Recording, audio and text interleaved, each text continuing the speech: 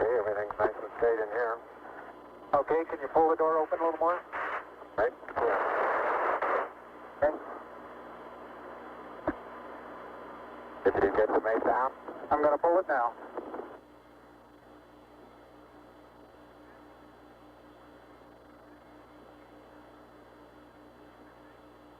Houston, the Mesa came down. All right. Houston, roger, we copy and we're standing by for your TEV.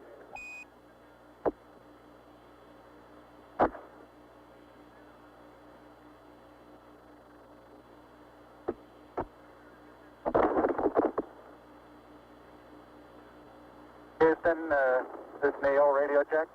Neil, this is Houston, loud and clear. Break, break. Buzz, this is Houston, radio check and verify TV circuit breaker in. Roger, TV circuit breakers in. And base 5 clear. Roger. And we're getting a picture on the TV. TV. Okay. You got a good picture, huh? There's a great deal of contrast in it, and currently it's upside down on our monitor, but we can make out a fair amount of detail.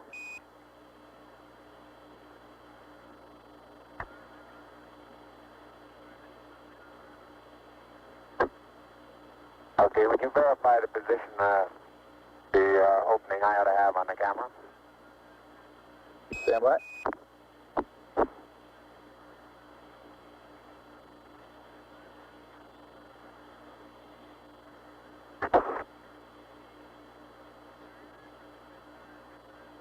Okay, Neil, we can see you coming down the ladder now. Neil, we can see you coming.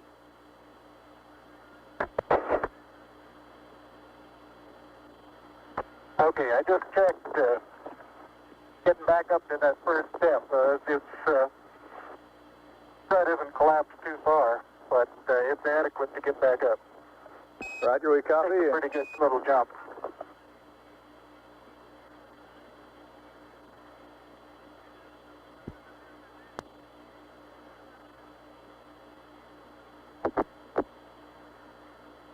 Buzz, this is Houston. F2, 1/160th second for shadow photography on the sequence camera. Okay. I'm at the foot of the ladder. The LEM footbeds are only depressed in the surface about 1 or 2 inches, although the surface appears to be very, very fine-grained as you get close to it. It's almost like a powder. Ground mass is very fine.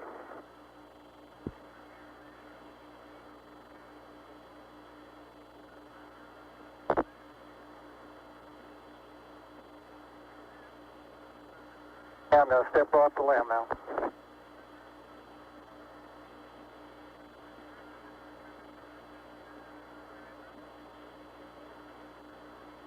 That's one small step for man, one giant leap for mankind.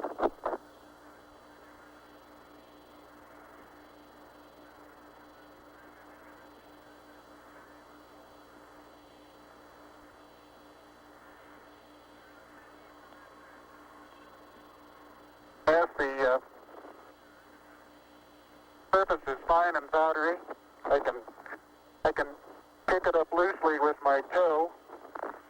It does adhere in fine layers, like powdered charcoal, to the sole and sides of my boot. I only go in a small fraction of an inch, maybe an eighth of an inch, but I can see the footprints of my boots and the treads in the fine sandy particles. Neil, this is Houston. We're copying.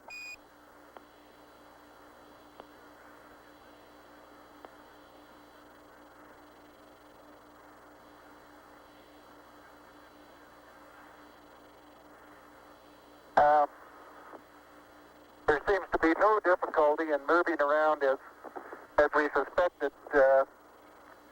It's even perhaps easier than the simulations of 16G that we performed in various simulations on the ground. Absolutely no trouble to walk around.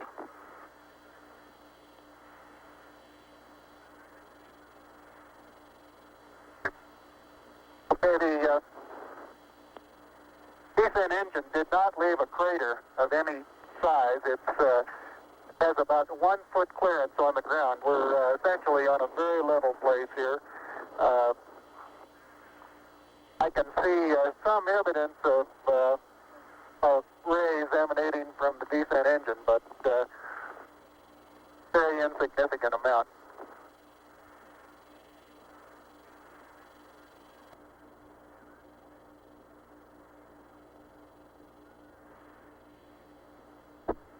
Okay, Buzz, we ready to bring down the camera? I'm all ready. I think it's 2 miles squared away in good shape. Okay. Okay, you'll have to pay out all the LEC, Ned. Looks like it's coming out nice and evenly. Okay, it's quite dark here in the shadow and a little hard for me to see that I have good footing. I'll work my way over into the sunlight here without looking directly into the sun. Okay, it's taut now.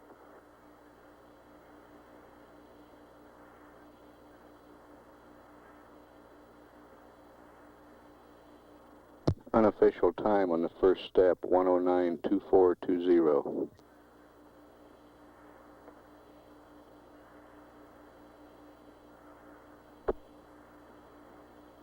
Okay, I think you're pulling the wrong one. I'm ready to pull it down now. There was still a little bit left in the... Okay, don't hold it quite so tight. Okay? Okay.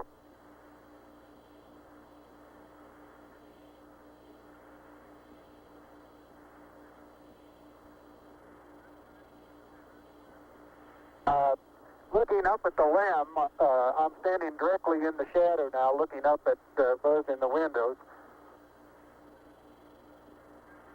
And I can see everything quite clearly. The light is sufficiently bright, backlighted into the front of the limb, that everything is very clearly visible.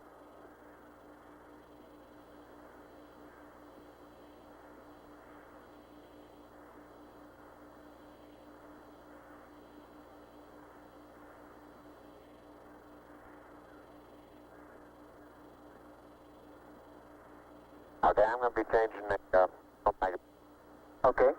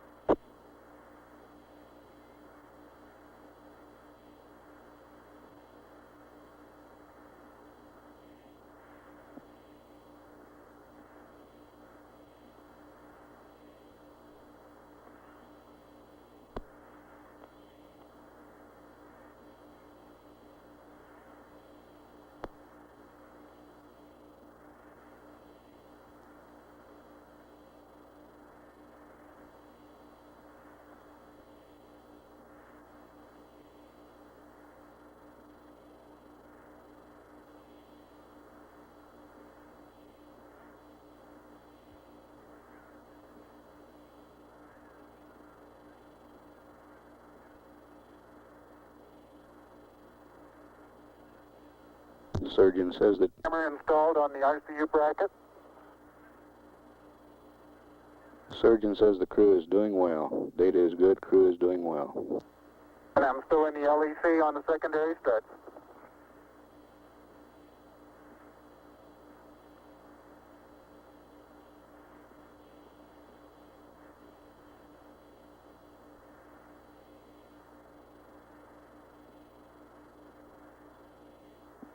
I'll step out and take some of my first pictures here.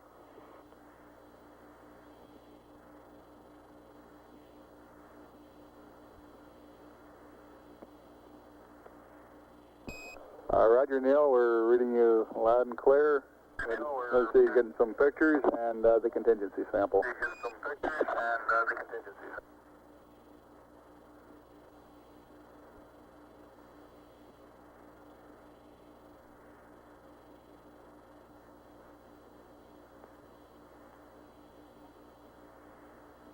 35.5 minutes of PLSS time expended now.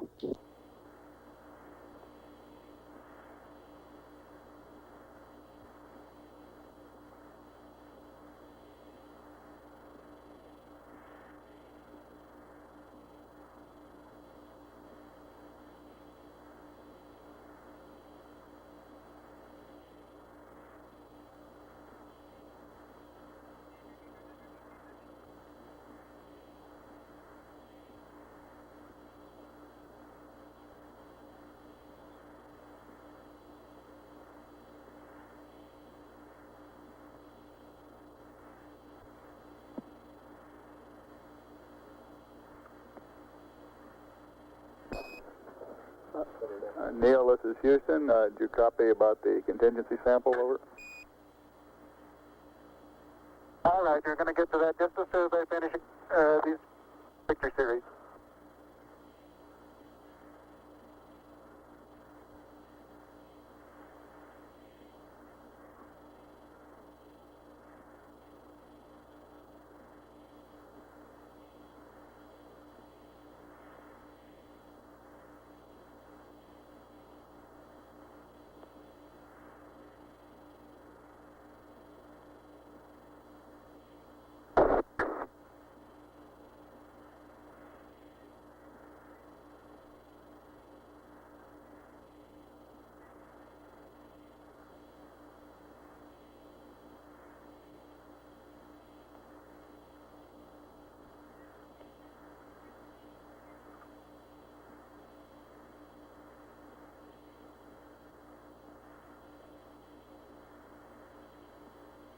Okay, gonna get the contingency sample there, Neil? All right. Okay, that's good.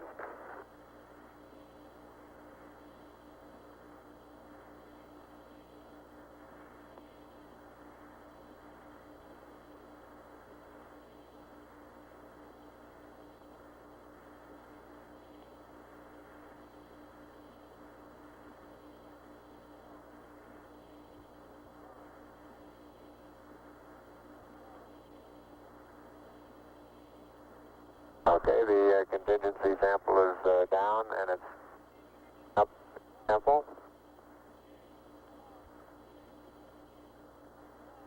Like it's a little difficult to dig through the initial crust. Very interesting. It's a very soft surface, but here and there where I plug with the contingency sample collector, I run into very hard surface, but it appears to be very cohesive material of the same sort. I'll try to get a rock in here. Just a couple.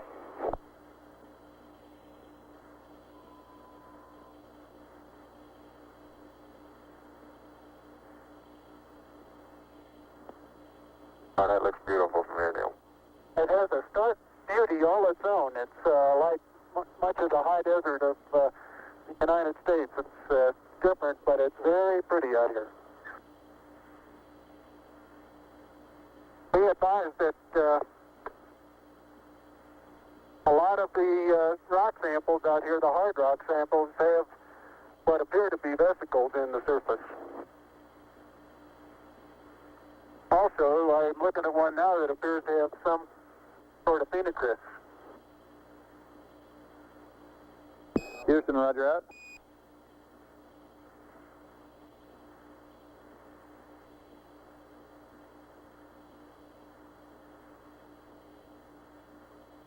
Okay, the handle is off the it pushes in about 6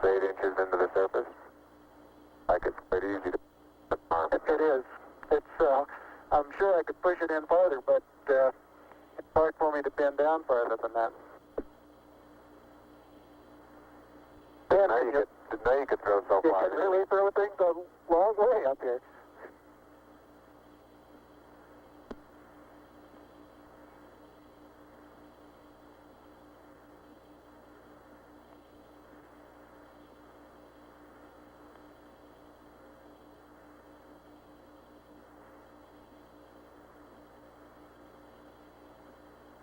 My pocket open, Buzz? Yes, it is. It's not up against your suit, though. Hit it back once more. More toward the inside. Okay, that's good.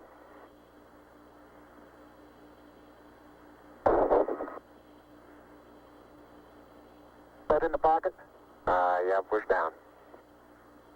Got it? Now, it's not all the way in. Push it.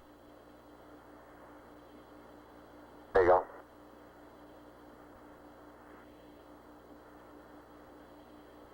Engine's example is in the pocket. My oxygen is 81%. I have no flags, and I'm in minimum flow. This is Houston, Roger Neil.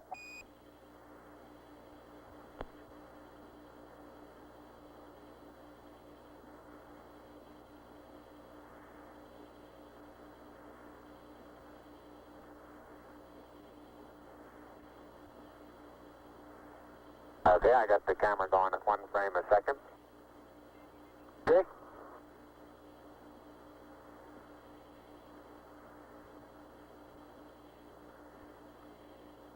And I've got 80%, no flags.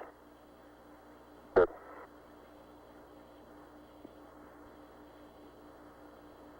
Are you getting a TV picture now, Houston? Neil, yes, we are getting a TV picture.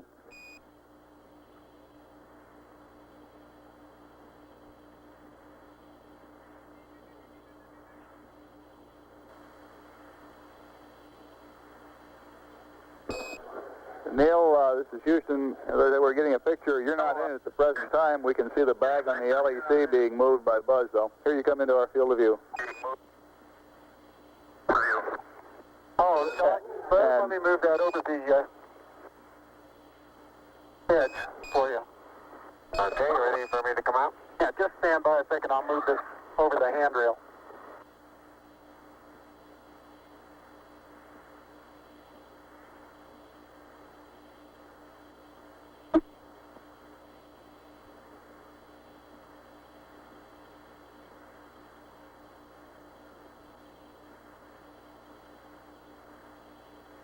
Okay? All right, that's got it. Are you ready? All set.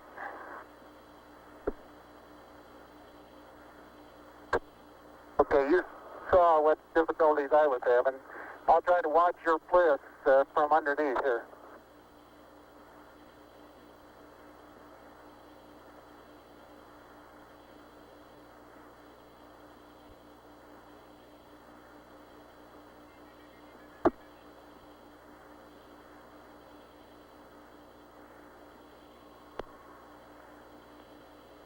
All right, the backup camera is position. Okay, your bliss looks like it's clear and okay. Your toes are about to come over the sill.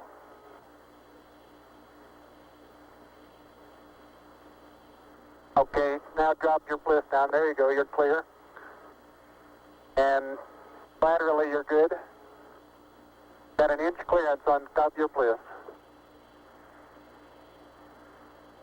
Okay, you need a little bit of arching of the back to come down. How far are my feet from the Okay, you're right at the edge of the porch. Okay. Back in from...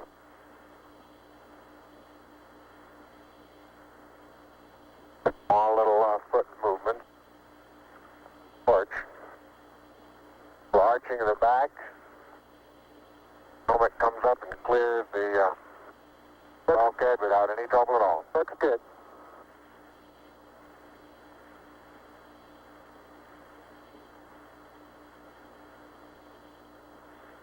45 minutes PLSS time expended.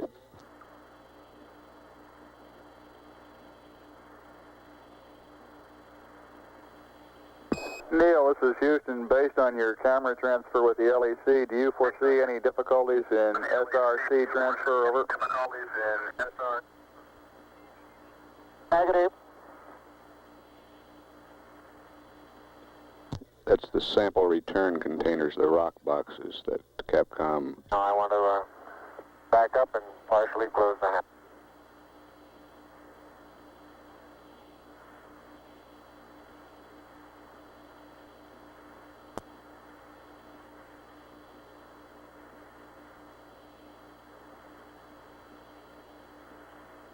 Making sure not to lock it on my way out. Particularly good thought. That's our home for the next couple hours. We want to take good care of it. Okay, I'm on the top step and I can look down over the RCU and landing gear pad. That's a very simple matter to hop down from one step to the next. Yes, I found it to be very comfortable, and walking is also very comfortable.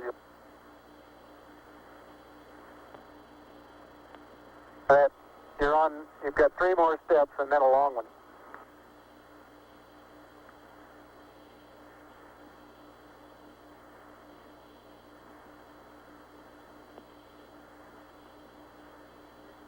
Okay, I'm going to leave that 1 foot up there and both hands down about the 4th rung up. There you go. Okay, now I think I'll do the same.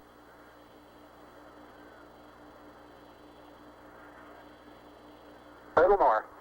About another inch. There, you got it? That's a good step. Yep. About a 3-footer.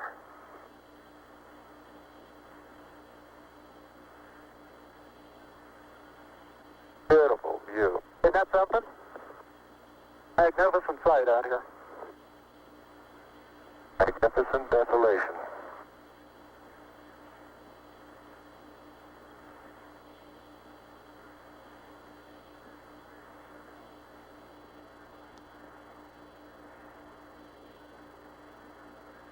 Both PLSS is nominal on consumables.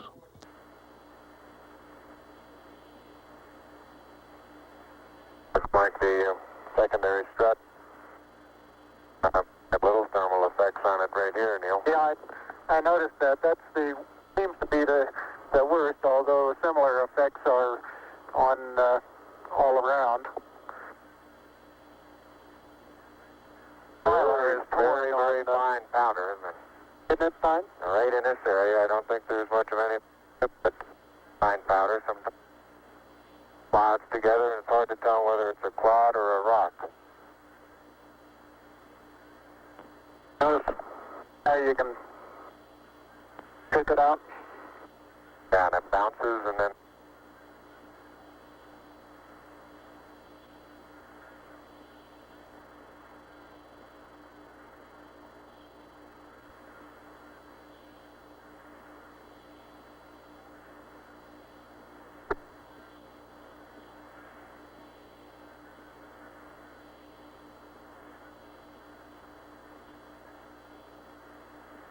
reaching down, fairly easy. Got my suit 30 at this stage.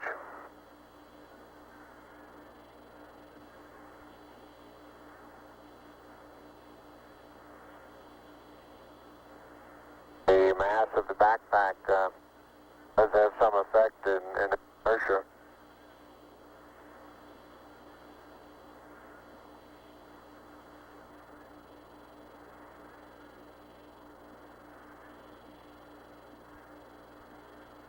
There's a slight tendency I can see now to backwards due to the soft, very soft texture. Oh, you're standing on a rock, big rock there now.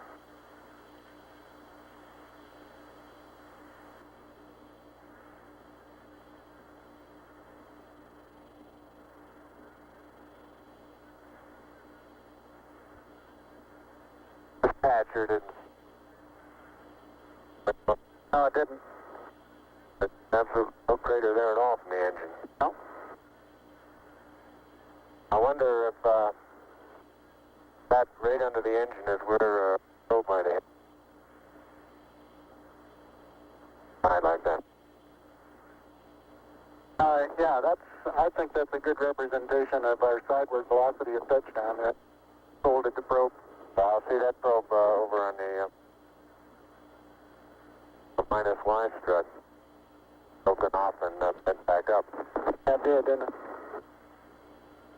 The other two boats bent over.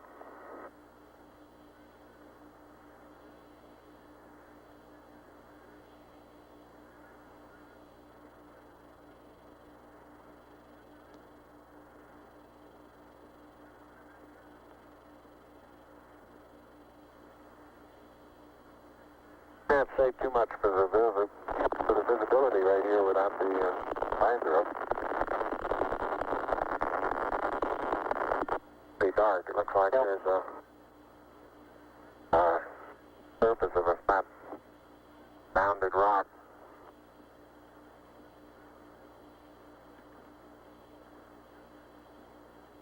And incidentally, these rocks, very powdery surface.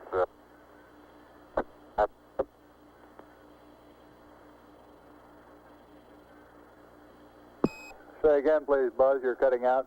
And here's some... I say that the rocks are rather slippery. Roger. Very powdery surface. When it's on there, fill up all the very little fine porises. They'll tend to slide over it rather easily.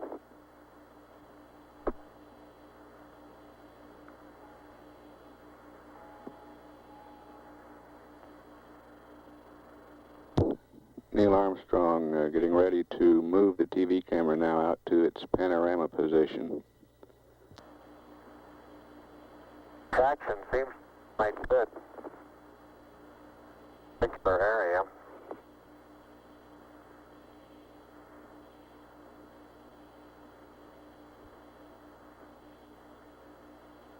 Start to lose my balance in one direction, and recovery is quite natural and very easy.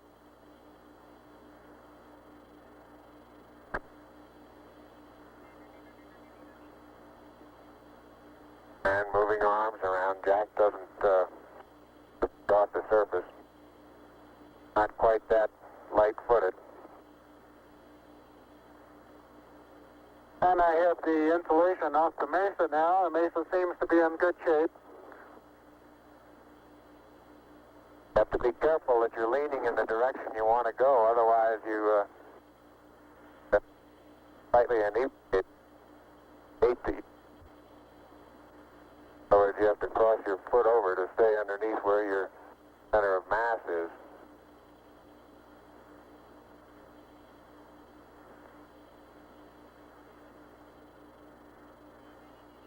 Hey Neil, didn't I say we might see some purple rocks? Find a purple rock? Yep.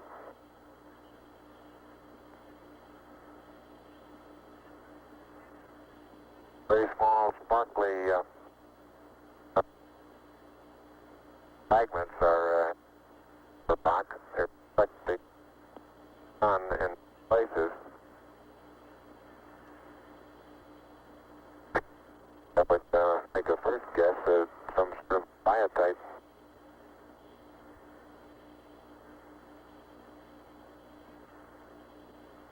We'll leave that to the further analysis. But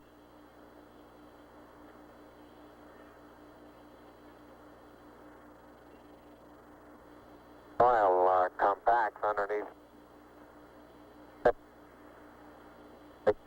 Completely no.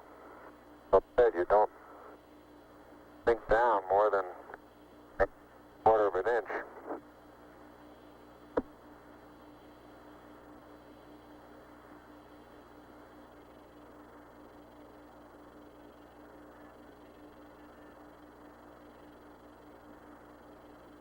Biotite is a brown mica substance. Okay, Houston, I'm going to change lenses on you. Roger, Neil.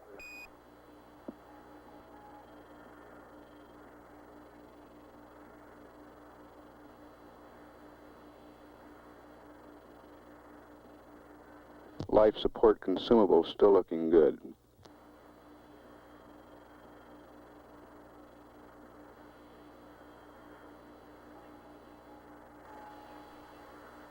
Okay, Houston, tell me, get a new picture. Neil, this is Houston. That's affirmative. We're getting a new picture. You can tell it's a longer focal length lens. And for your information, all LEM systems are go. Over. For your information, all LEM. I appreciate that. Thank you.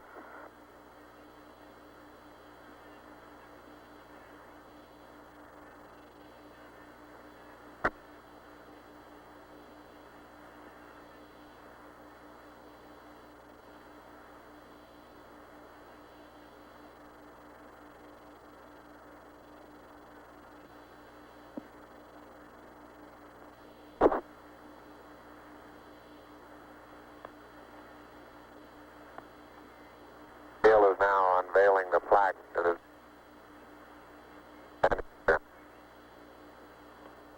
Roger, we got you bore-sighted, but back to one side. Bore-sighted.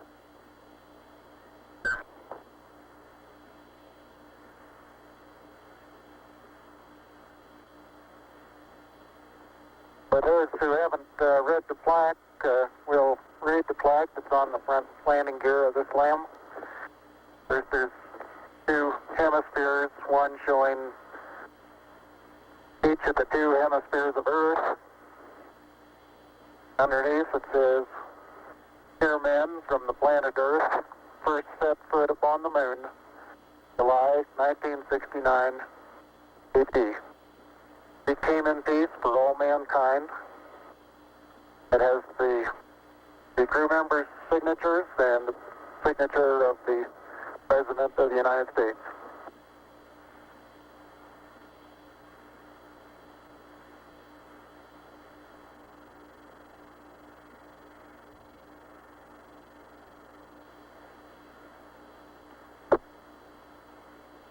Ready for the camera?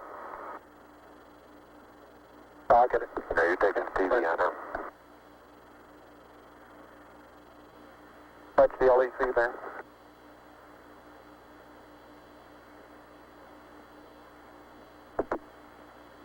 I'm afraid these lost materials are going to get dusty.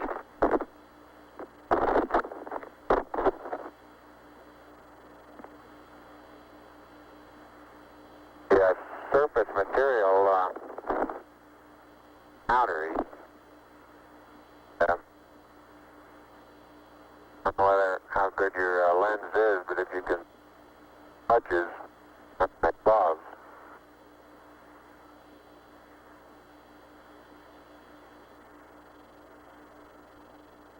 Very much like a very finely powdered carbon, but pretty looking. You pull out some of my cable for me, Buzz?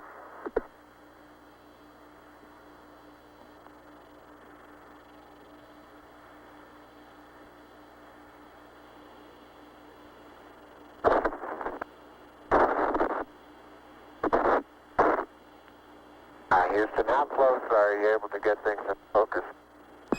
This is Houston. We can see Buzz's right hand. It's somewhat out of focus. I'd say we were focusing down to probably about 8 inches to a foot behind the position of his hand when he was pulling out the cable.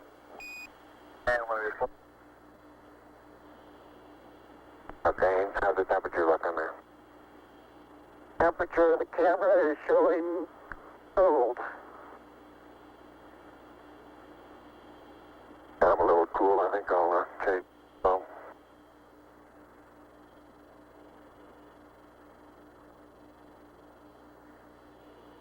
I'm on intermediate now, Houston, and I show 3.78. No flags, 74. Houston, roger out. And we'll probably need a little Distance, back location, television camera.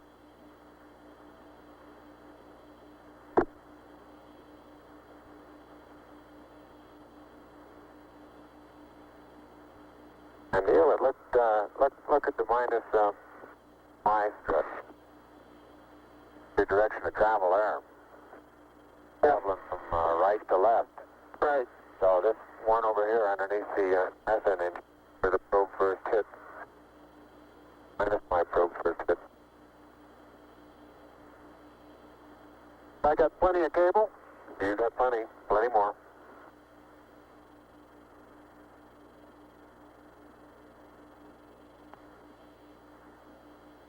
Okay, I think I got the end of it.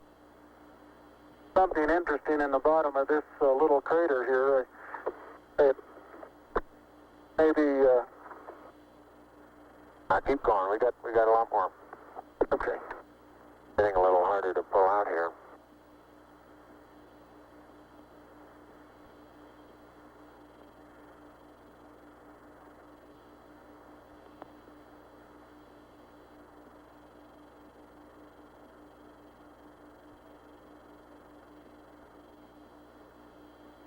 If you stand on the ladder facing forward, the minus Y strut is the landing gear to your left. Say I am, Buzz. 40, 50 feet. Why don't you turn around and let them get a view from there and Okay. see what the field of view looks like. You're backing into the cable. Okay. Turn around to your right, you better. I don't want to go into the sun if I can avoid it. That's right, yeah. I'll just leave it. All right, let it Sit settle like down. that and walk around it.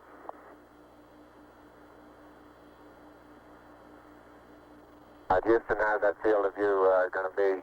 Pick up the mesa far away? Right.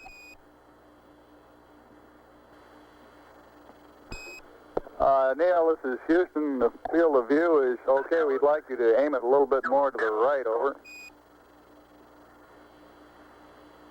Okay. Okay, that's all the cable we have. All the way out. I'll start working on the shoulder. A little bit too much to the right. Can you bring it back left about 4 or 5 degrees?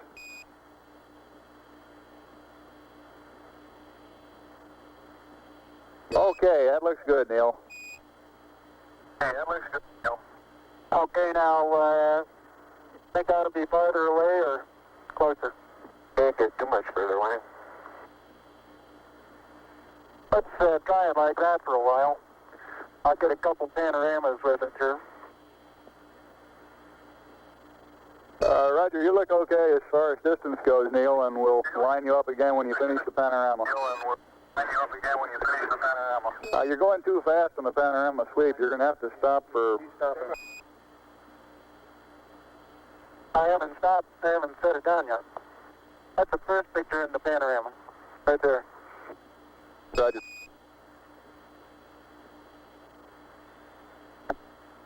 It's taken just about northeast. Tell me if you got a picture, Houston. Well, we've got a beautiful picture, Neil. Okay, I'm going to move it.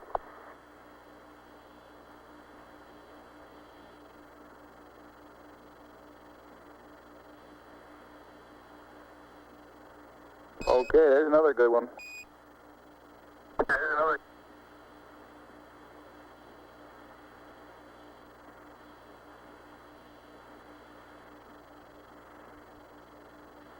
Okay, we've got that one.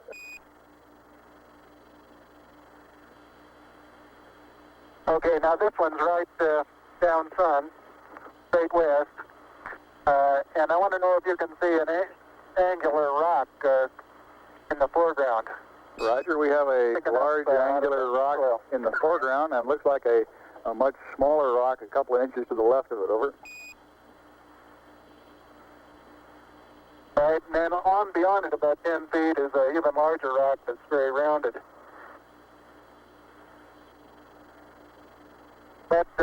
Moonwalk is about, the closest one to you is about sticking out of the sand about 1 foot. It's about 1.5 feet long, and it's about 6 inches thick, but it's standing on edge. Roger.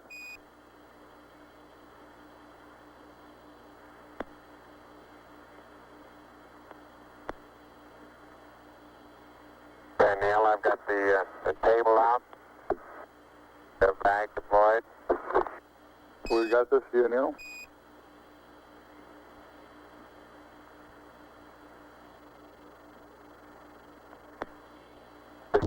Straight south. Roger, and we see the shadow of the limb. In the hills, Roger, the little hill just beyond the shadow of the limb is a pair of elongate craters. Probably the pair together is 40 feet long and 20 feet across, and they're probably 6 feet deep. We'll probably get some more work in there later.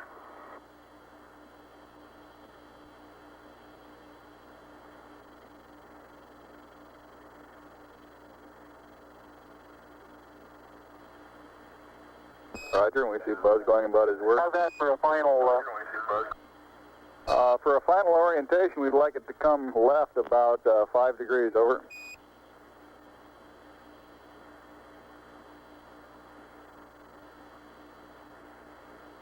Back to the right about half as much. Okay.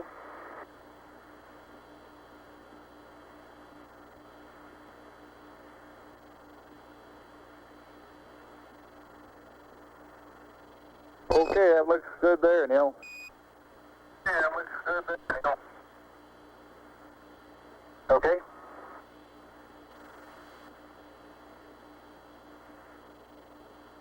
One hour, 7 minutes time expended.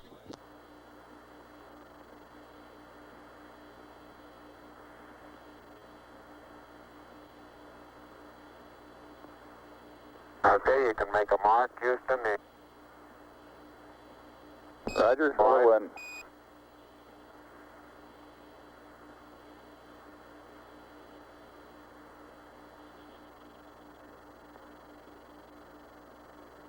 And incidentally, you can use the shadow that the staff makes to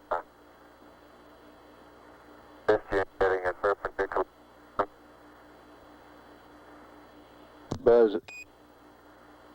Buzz is erecting the solar wind experiment now.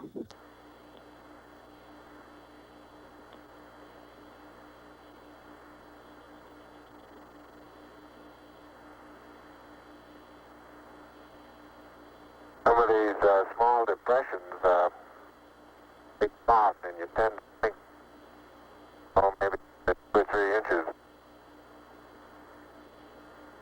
I can suggest exactly what the layer pictures showed when they pushed away a little bit. You can force transmitted through the upper surface of the soil, and about 5 or 6 inches away, it breaks loose and moves as if it were caked on the surface, when in fact it really isn't. I notice in the soft spots where we have footprints nearly an inch deep that the soil is very cohesive, and it will retain a slope of probably 70 degrees on the side of the footprint.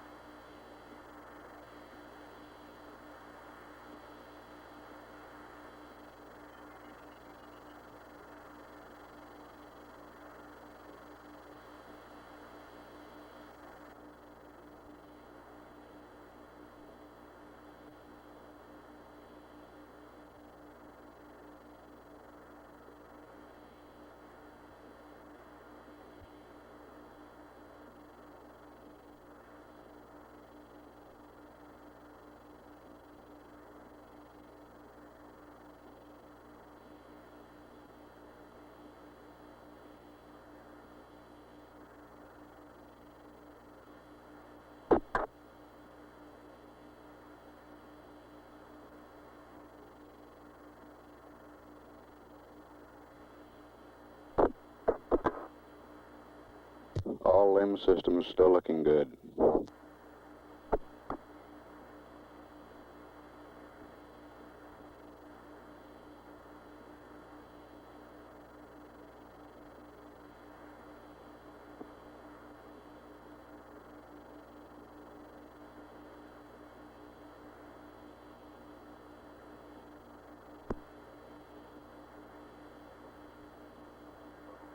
Okay?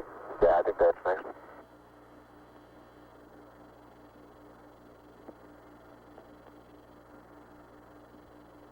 Dead end, come on.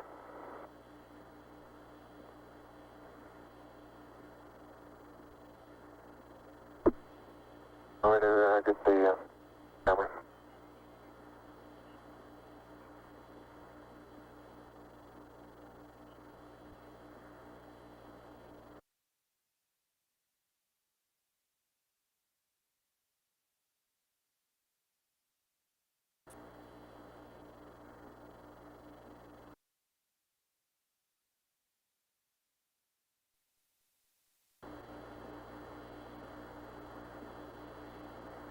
Head up to the rocker.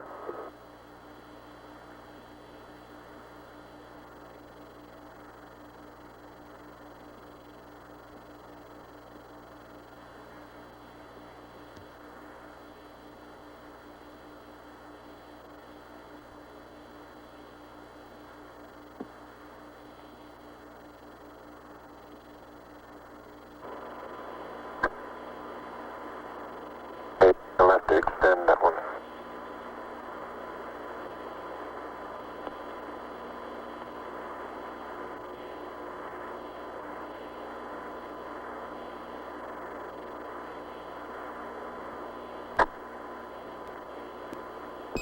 Columbia, Columbia, this is Houston, ALS, over.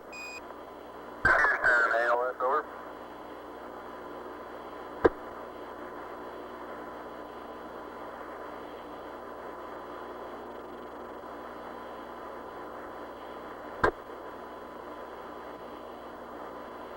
Neil Armstrong's been on the lunar surface now almost 45 minutes. Thanks, man. I don't have a camera.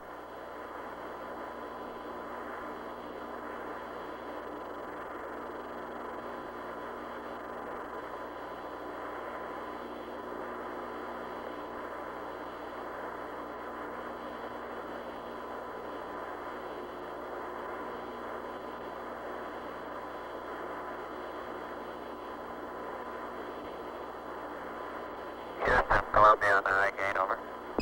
Columbia, this is Houston, reading you loud and clear, over. Yeah, this is Houston reading. Yeah, radio loud and clear. How's it going? Roger, the EVA is progressing beautifully. I believe they're setting up the flag now. Great. I guess you're about the only person around that doesn't have TV coverage of the scene. That's all right. I don't mind a bit.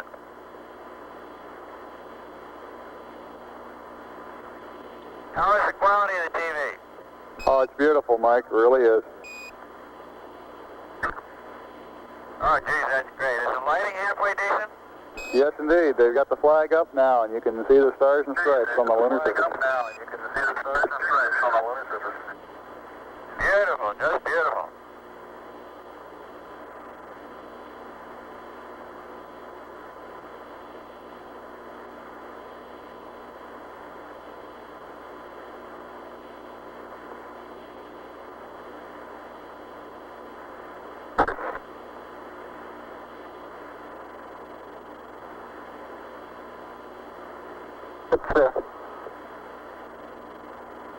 See if you can pull that end off a little bit. Straighten that end up a little.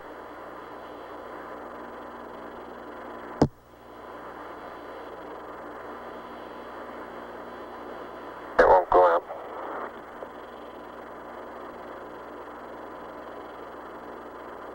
Okay.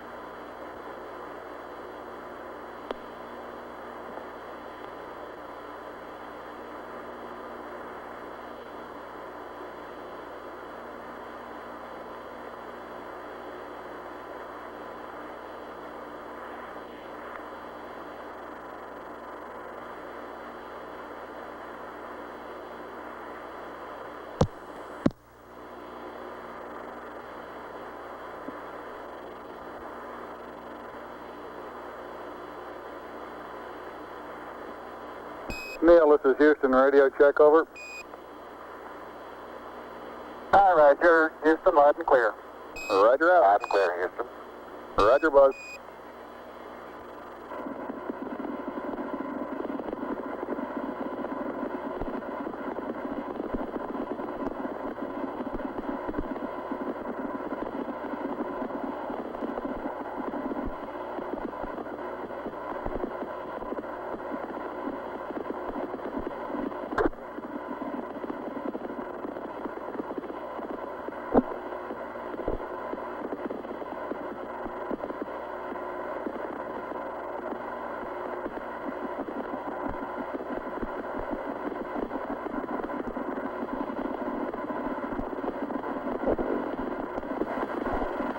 I'd like to evaluate the various paces that a person can traveling on the lunar surface.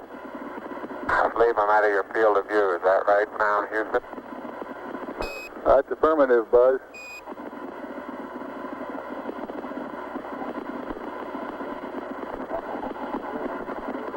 You're in our field of view now. You do have to be. All right, you do have to be rather careful to keep track of where your center of mass is. Sometimes it takes about 2 or 3 paces to make sure that you've got your feet underneath you.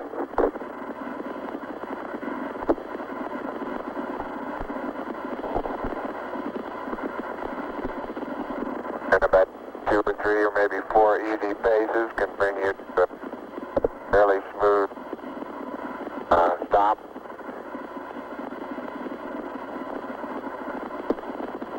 Direction. Like a football player, you just have to put out to the side and cut a little bit.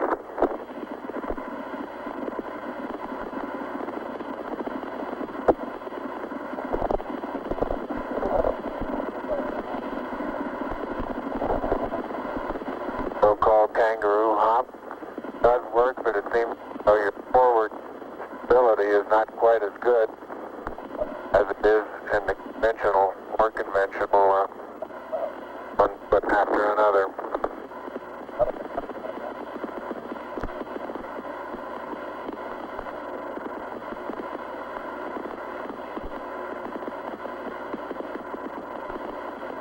As far as saying what a sustained pace might be, I think the one that I'm using now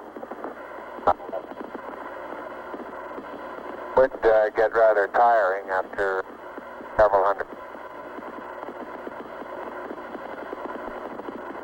But this may be a function of the suit as well as lack of gravity force here.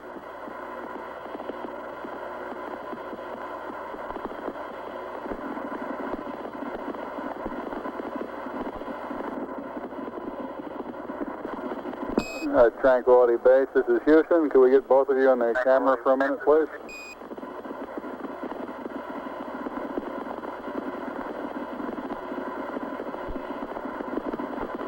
Say again, Houston? Roger, we'd like to get both of you in the field of view of the camera for a minute.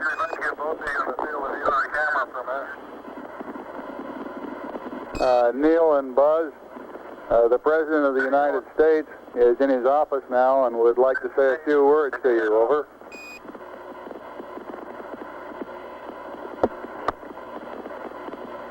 That would be an honor. Go ahead, Mr. President. This is Houston out. Hello, Neil and Buzz. I'm talking to you by telephone from the Oval Room at the White House.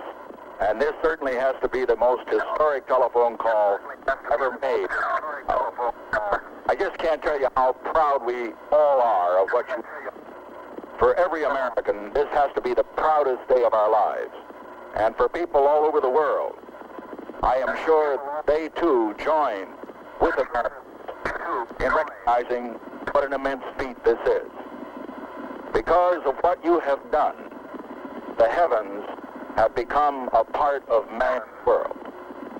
And as you talk to us from the Sea of Tranquility, it inspires us to redouble our efforts to bring peace and tranquility to Earth.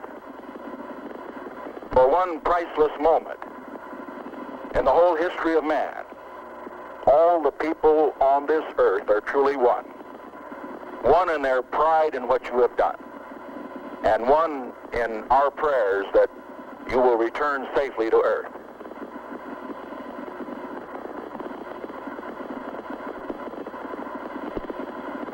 Thank you, Mr. President.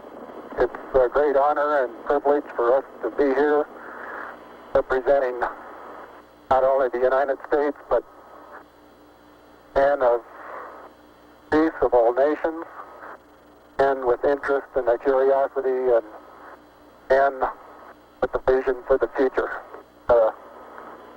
Honor for us to be able to participate here today.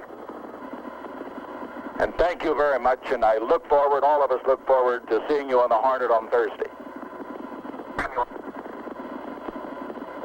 Look forward to that very much, sir.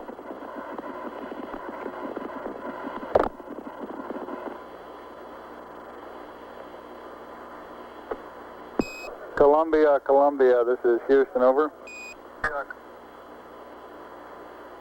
Loud and clear, Houston. Roger, I've got a P-22 auto optics pad for you.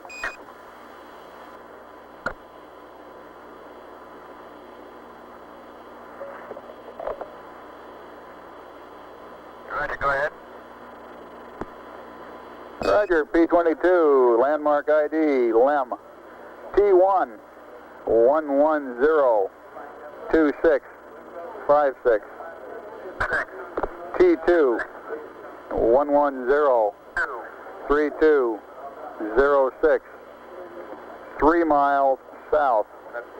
Time of closest approach 1103340. Shaft 353.855. Trunnion 46.495. Roll 0. Pitch 250. Yaw 0. Over.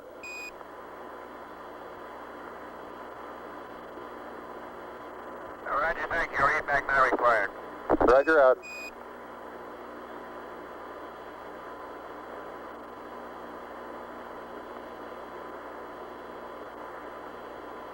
Houston, it's very interesting to note that when I kick my foot this trail with no atmosphere here and it's gravity, they seem to leave, and most of them have about the same angle of departure and velocity. Where I stand, the large portion of them will impact at a certain distance out. There are several certain percentage, of course, that will impact different regions out, but it's highly dependent upon initial trajectory upwards, determines where most of the majority of the particles come down, like the terrain.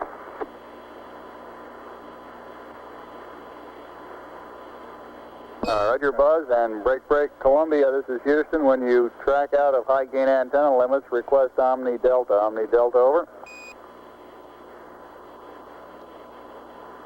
Oh, man.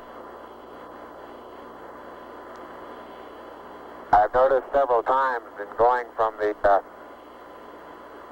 sunlight into the shadow that just as I go in, I catch an additional reflection off the LEM, along with the reflection off my face onto the visor, makes visibility very poor just at the transition sunlight into the shadow. I essentially have so much glare coming onto my visor, I'm under shadow until helmet actually gets shadow, and then it takes a short while for my eyes to adapt to lighting conditions. Inside the shadow area, visibility, as we've said before, is not too great, but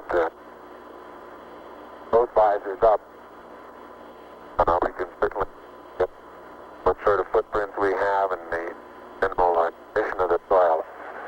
Again, after being out in the sunlight a mile, it takes, watch it, Neil. Neil, you're on the cable. Okay. Yeah, lift up your right foot. Right foot. It's still, your toe is still hooked in it. That one? Yeah, it's still hooked in it. Wait a minute. Okay, you're clear now. Thank you. Let's move that over this way.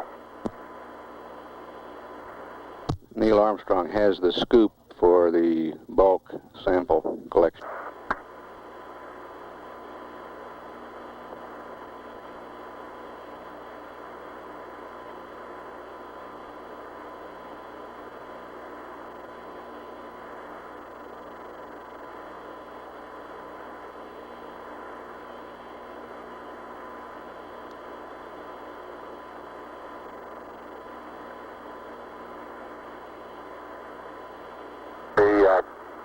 The boot color of my boots have completely disappeared now into this small. Still don't know exactly what color to describe this other than grayish cocoa color. Seems to be covering most of the wider part of the boot. Color that had very fine particles.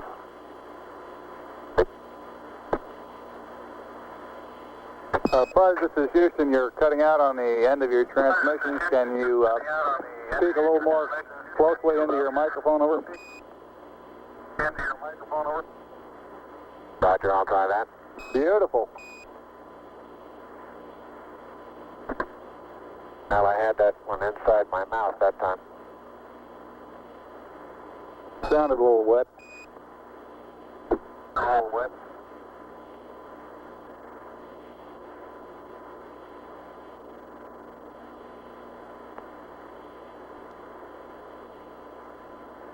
Neil's been on the surface an hour now.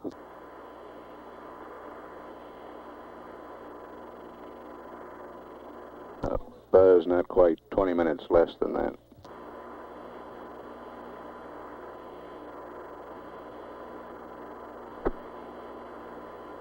In general, time spent in the shadow doesn't seem to have any thermal effects that we feel inside the suit. There is a difference, of course, in the coming radiation and the helmet, so I think there's a tendency to feel a little cooler in the shadow than we feel out in the sun.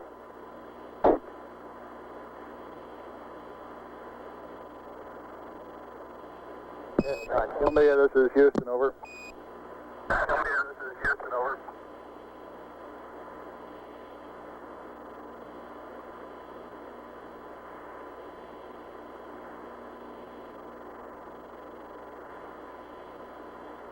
One hour and a half expended on the PLSSs now. Columbia, this is Houston, over.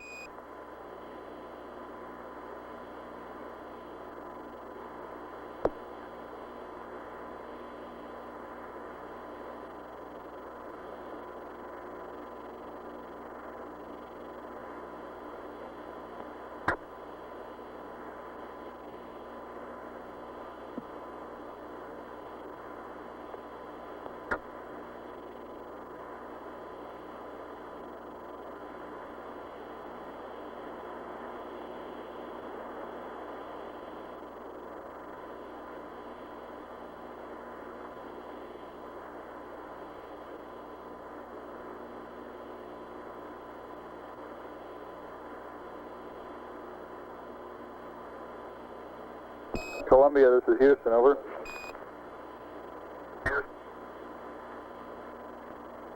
Houston, Columbia, Delta. Roger, you should have VHF AOS with the LEM right about now. VHF LOS will be at 40 minutes, 15 seconds, over. Thank you.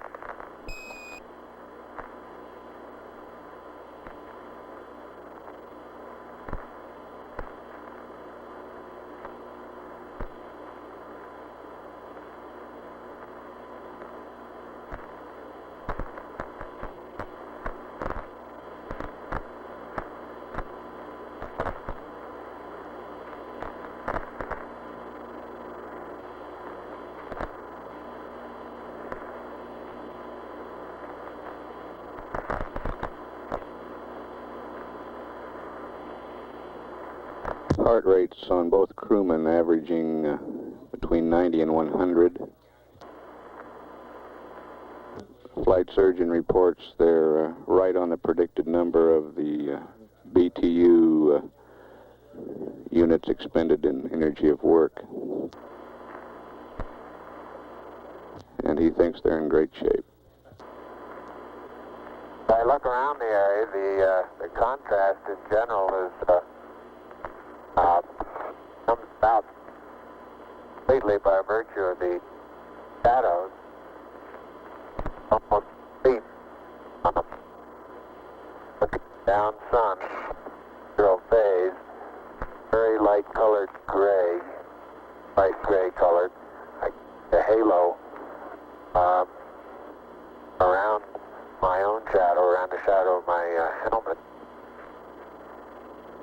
Then as I look off cross sun, the contrast becomes strongest in that the surrounding color is still fairly light. As you look down into the sun, but a larger amount of shadowed areas looking toward us. The general color of the surrounding is darker than cross sun. Contrast is not as great. Surveying all the dusty area that we've picked up, considerably darker in texture. Now, I've picked up one. I imagine that this has been out by certain impacts that we've that's a distinct surveyor. The same is true if I survey cross sun along the area that we're walking. General, in addition to the fact that there are footprints there, general terrain where I've been up out of this surface trail is generally of a darker contrast, surrounding color.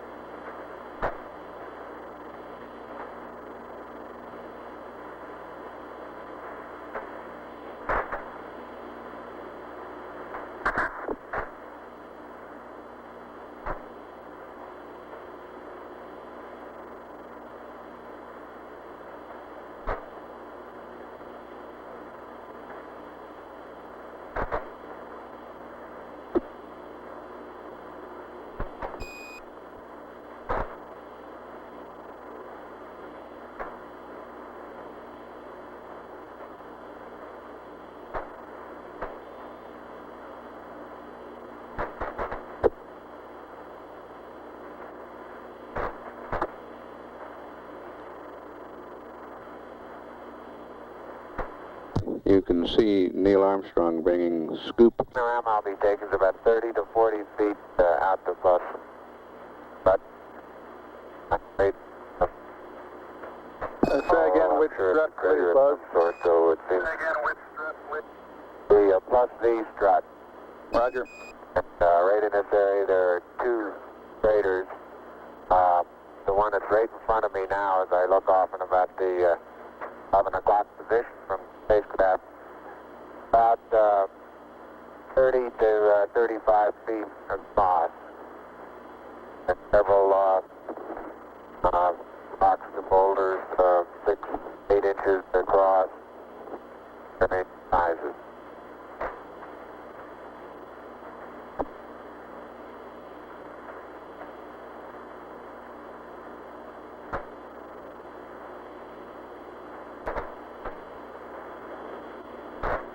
Neil is filling the bulk sample bag attached to a scale.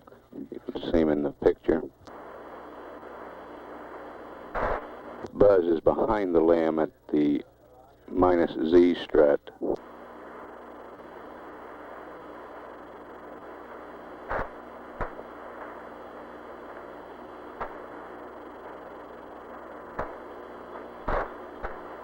That's the landing gear directly opposite the ladder.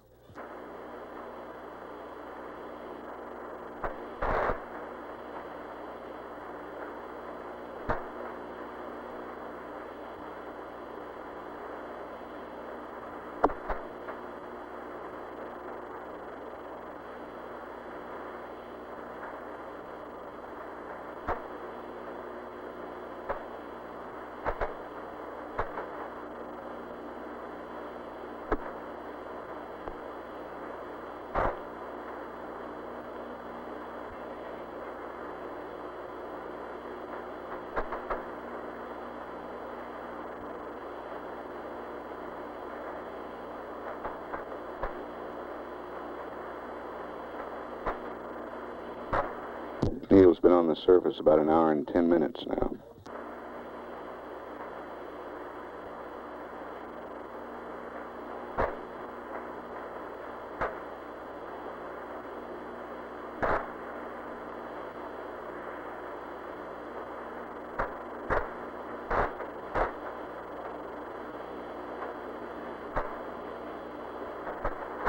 I'm now in the area of the minus Y strut.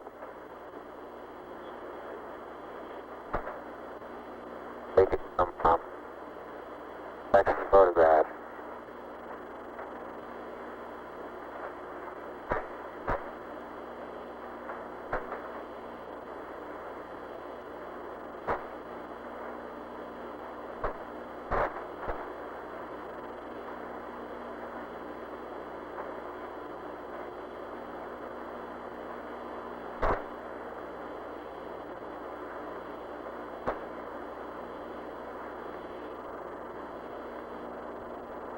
Buzz is making his way around the LAM, photographing it from various angles, looking at its condition on all sides.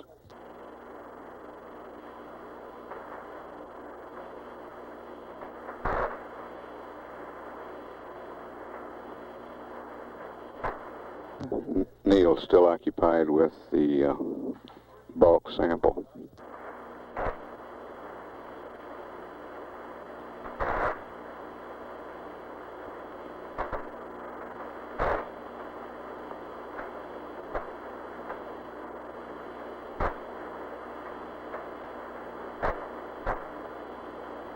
One hour, 40 minutes time expended on the PLSSs now.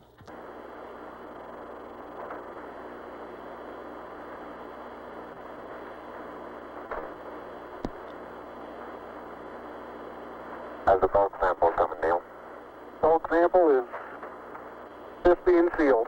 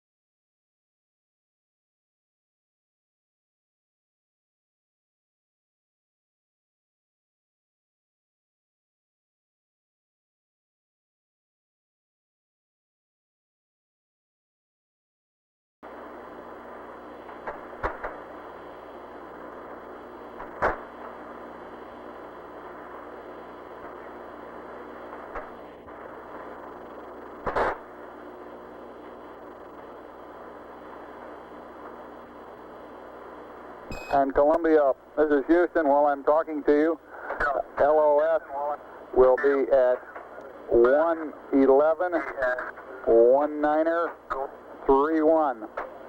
ALS 112 0543. Over.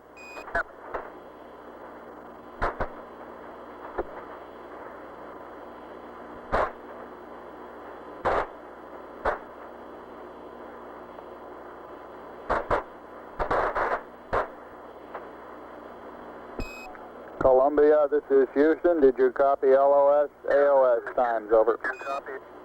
AOS. Negative, Houston. You're broken. Disregard. I cut them off the flight plan. Roger, out.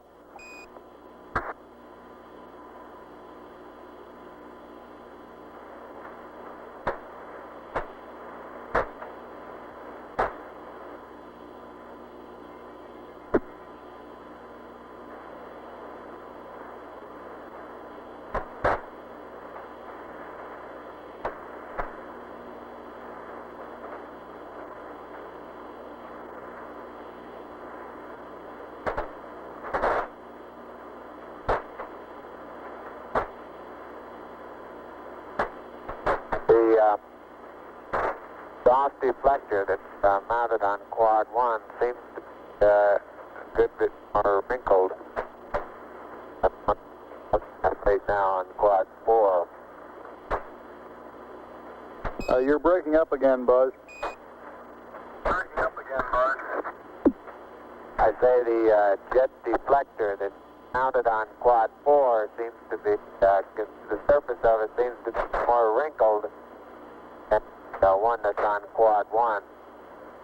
Generally, underneath part of the lem seems to have stood up quite well to the, we'll get some pictures in the half part of the lem that illuminate the thermal effects much better than we could get them up here in the front. Roger, out. I want to get some particular photographs of the bulk sample area, Neil. Okay.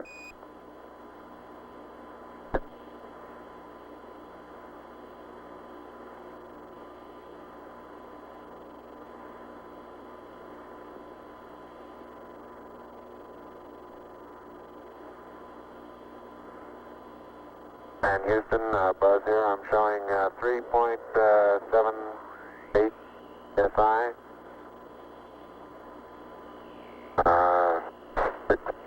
3%. No flags. Adequate. Light warming fingered.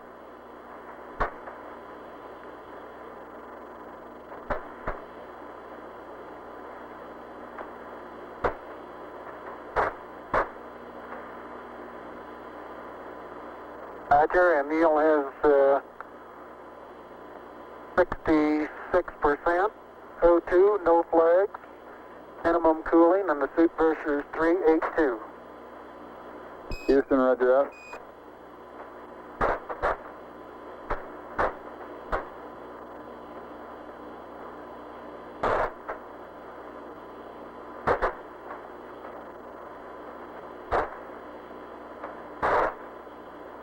Neil has finished collecting and packing the bulk sample. Buzz, this is Houston. Have you removed the close-up camera from the Mesa yet? Over.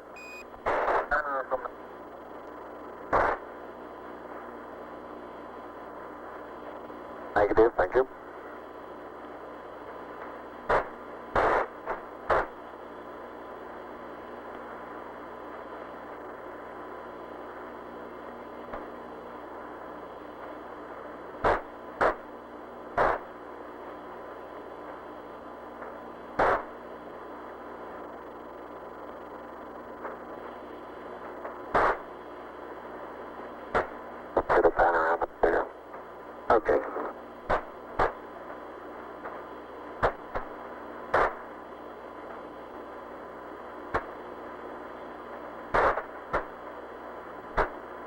Got it? Got it.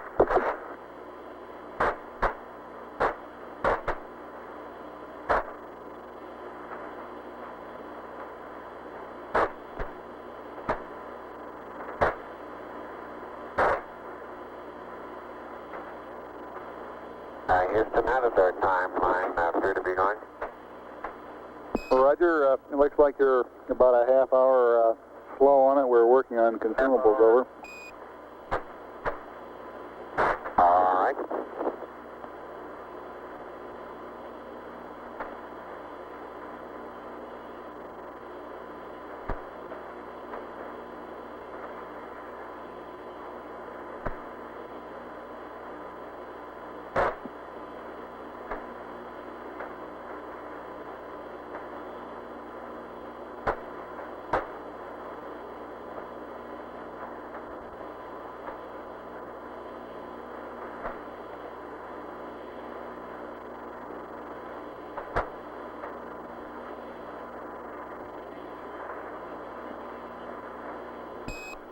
Neil and Buzz, this is Houston.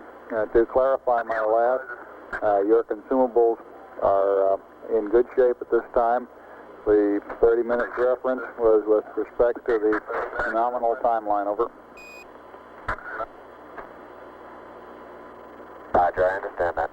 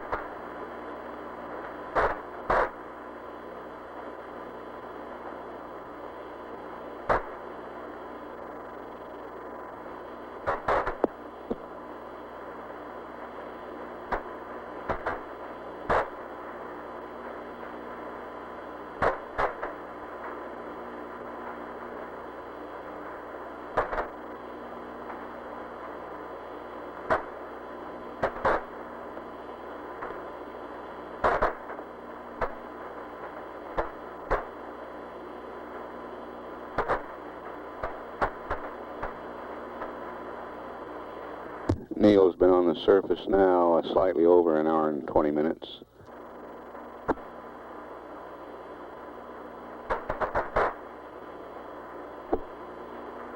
We don't note any abnormalities in the limb. Quads seem to be in good shape. The primary and secondary struts are in good shape. Antennas are all in place. There's no evidence of problem underneath the limb due to either the engine exhaust or drainage of any kind.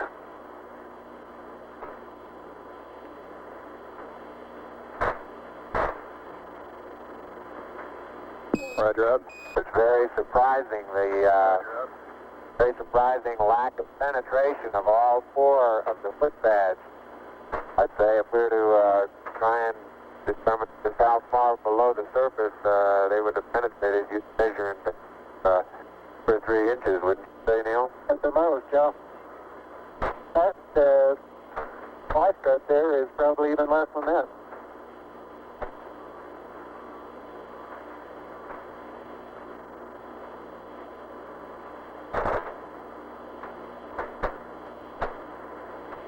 All right, great job.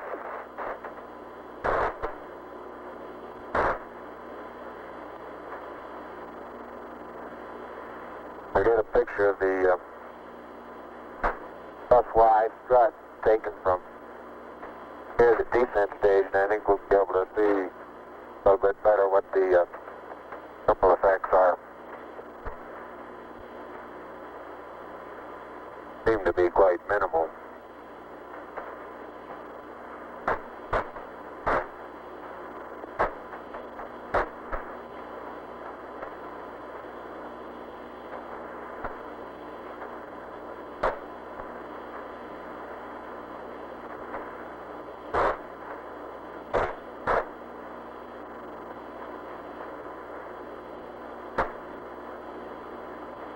picture taken the right rear of the spacecraft, looking at the skirt of the descent stage. So a slight darkening of the surface color, a rather minimal amount of radiating or etching away or erosion of the surface. And now on descent, both of us remarked that we could see a large amount of very fine dust particles moving out.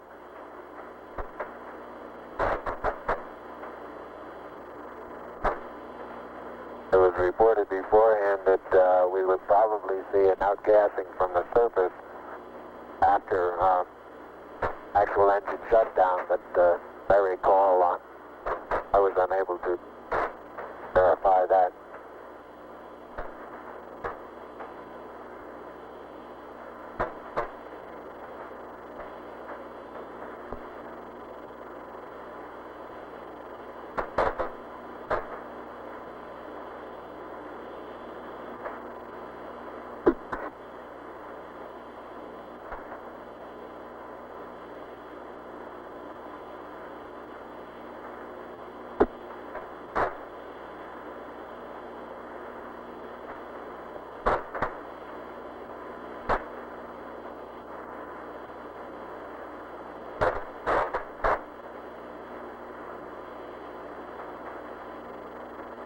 Just too big an angle, Neil.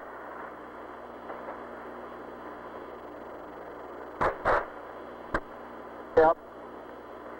I think you're right.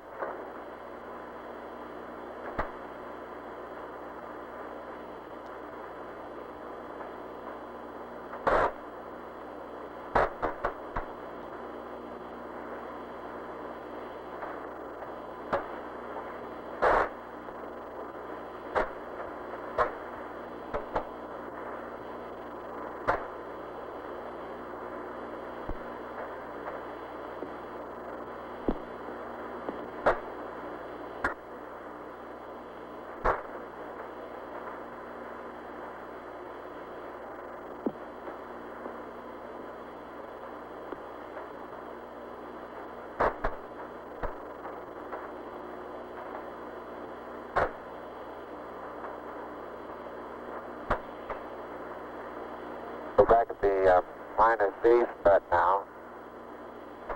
Stereo pair we're taking to the head will take very little force of impact that we actually had.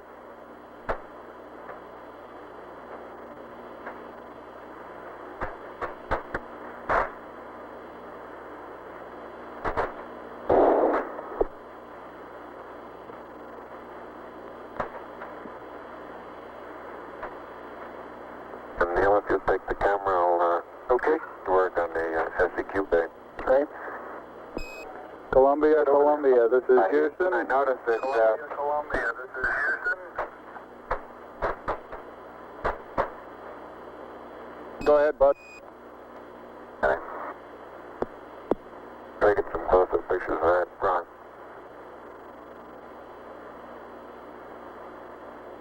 I was saying that Houston stop and take a photograph of something and then want to start moving again sideways. Quite a tendency to start doing it with just gradual sideways hops because you start getting momentum. Roger.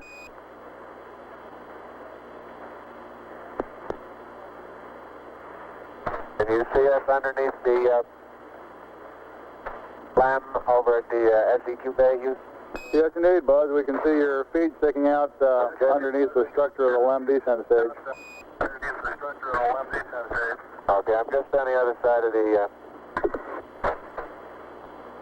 Now we can see you through the structure of the minus Z secondary strut.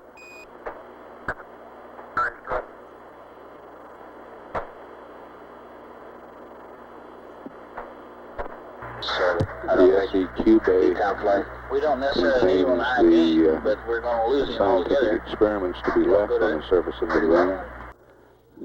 The laser reflector. They're open, and it looks like they're going to stay up without any problem.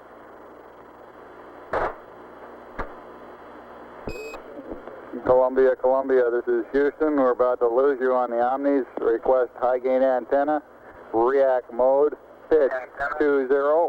Yaw 135. Over. It's 175, flight.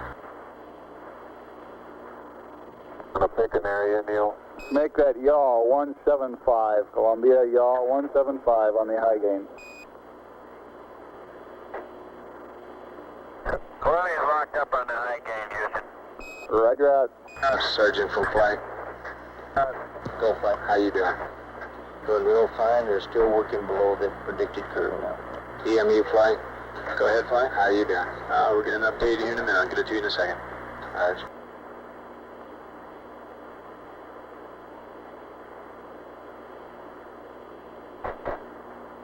Flight econ. Surgeon says everything looks fine. Go ahead. Once again, our mixing valve has worked very nominal. Roger. You might tell Columbia that, Capcom. Stand. Okay.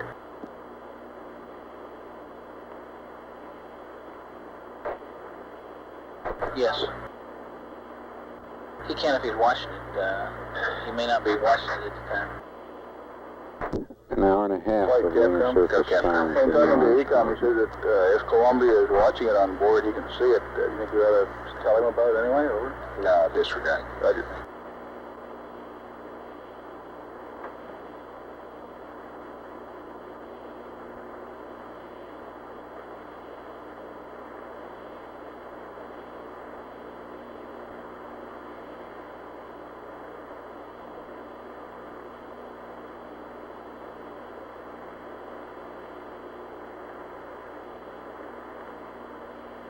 Houston, the passive seismometer has been deployed manually. Roger.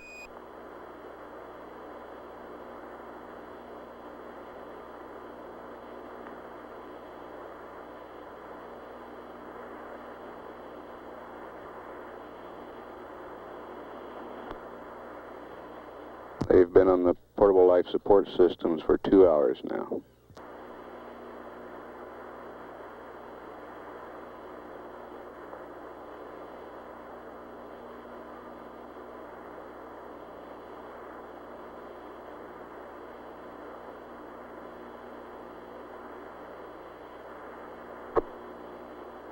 And the manual deployment of the LR cubed little spring that's at the end of the string pulled off of the pit fin.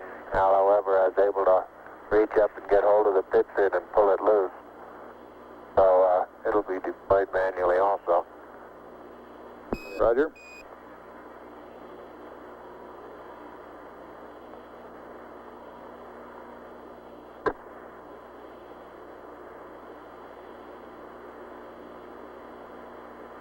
And the panorama is complete in the limb, about the limb 7 and 730 position at about 60 feet.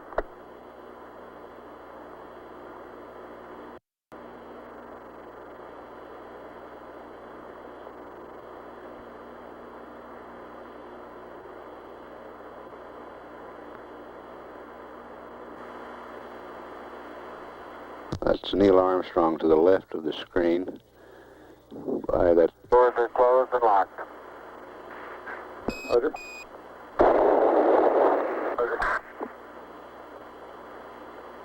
Have you got us a good area picked out?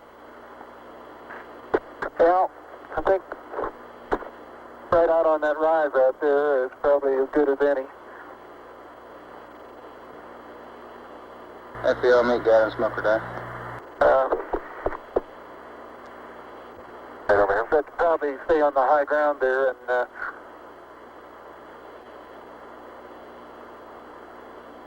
Much at the edge of that crater is yeah, rather that's real soft. soft there, isn't it? Get a couple of close-ups on these quite rounded, large boulders.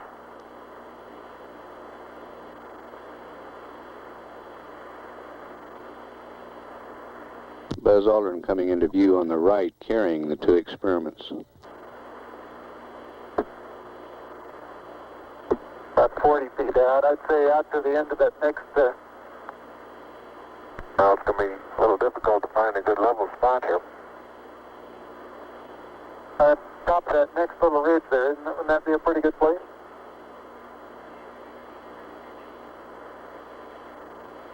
Okay, how about I put the LR cube right about here? All right. And, I'm going to have to get on the other side of this rock here.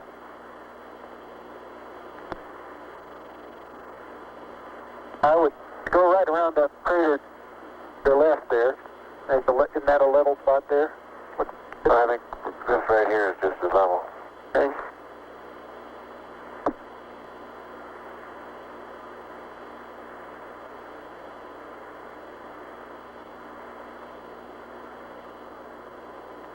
And they will be out of the camera's field of view while setting up these experiments.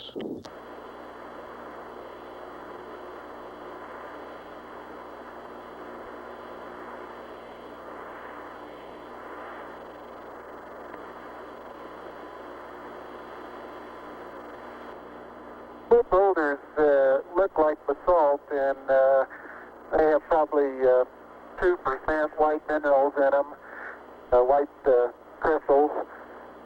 And the thing that I reported as vesicular before, I don't believe I believe that anymore. I think it's small craters. They look like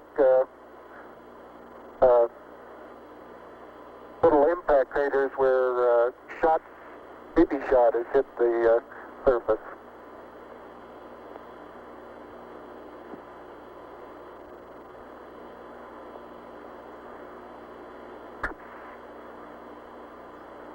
EMU flight.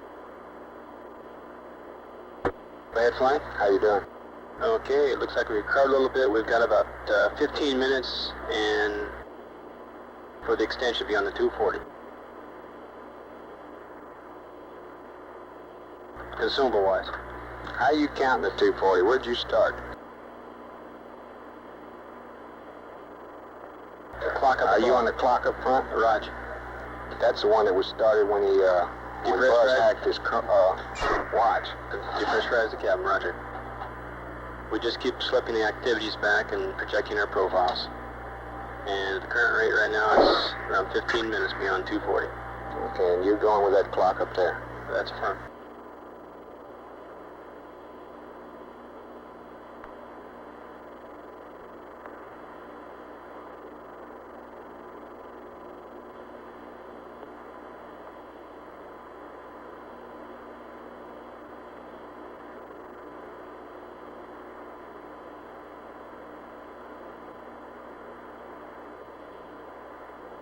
FBO, meet guy and smoker deck.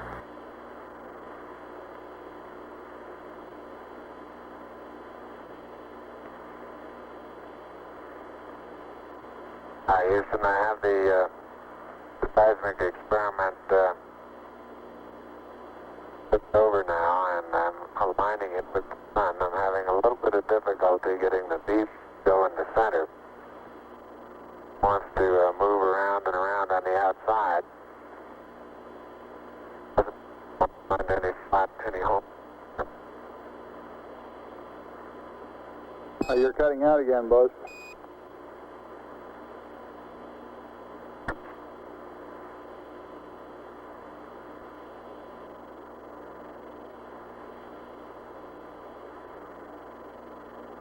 Roger, I say I'm not having too much success in leveling the PSE experiment.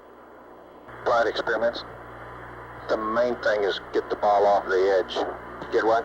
Get the ball off the edge. It does not necessarily have to be centered if you can't center it. Get the ball off the edge. Yeah, he said he was having trouble getting it off the outside at all. I thought he said getting out center. I miscopied then. So it seemed to be going around the outside.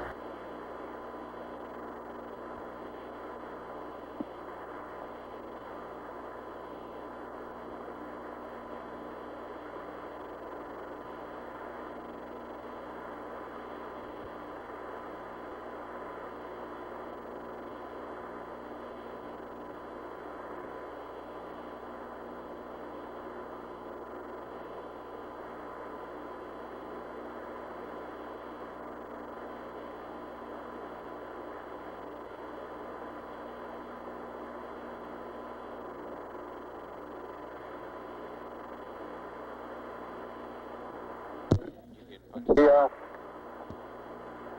laser reflector EMU is flight EMU. Is that 15 minutes on water? That's affirmed.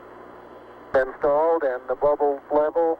That was based on the last update we had. We're still looking into appears to be good. Roger. Neil, this is Houston. Roger, out. Hey, you want to take a look at this BB, see what you make out of it?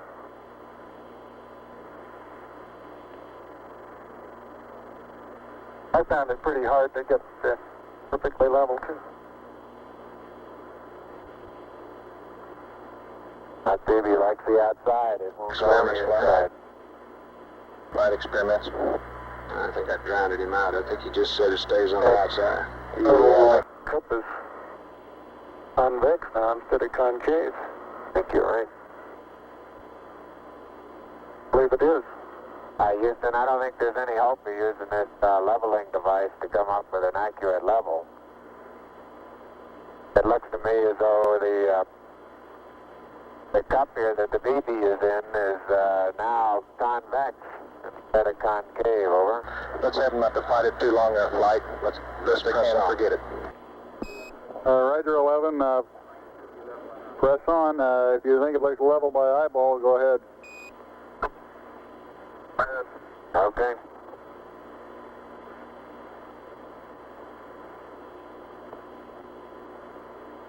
Surgeon from flight. The bubble they're Flight, they discussing look okay to is you? on a leveling Here's device predicted. on the Okay. passive seismometer.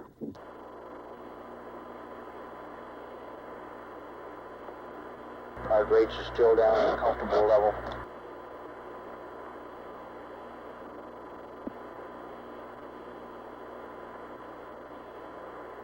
One going, huh? Okay, Capcom FAO flight, surgeon and EMU on the loop. Okay, it looks like we can stand about another 15 minutes based on water. Surgeon says they're doing okay. There you go. Seems to me we ought to tell them that we're good for an extra 15 minutes and we'll give Buzz a mark at -10 when to start in, okay? Do you agree? That's fine. Flight EMU, go. The number looks a little better than that here. Houston, the 15 should have. facing the PSE, the right Surgeon, you hand agree? solar array deployed automatically. The left hand had to manually. And FAO, Training how now, far are we away from that fine. 10-minute mark based on that? Hey, we 208 plus 15, 223. And all parts of the solar array are Okay, the we'll ground. have to take a little more off that because we'll have two wrong. Buzz, this is Houston. I understand you did successfully deploy both solar arrays, over. Roger, affirmative. Capcom flight. Third flight for Neil, based on consumables, and And there isn't any way of telling whether that's lined up. we can give him another Okay, 15 so maybe minutes I can and get still down give here. a -10-minute mark for Buzz to start termination, if he concurs.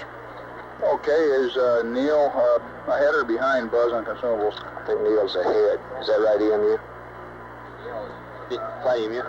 Neil's using less, right? Still that appears to be That's plenty. confirmed. LMU is the one that's down. Okay, go ahead, Capcom. Okay, for my information, would Buzz then be going in closer to nominal time? I don't follow you.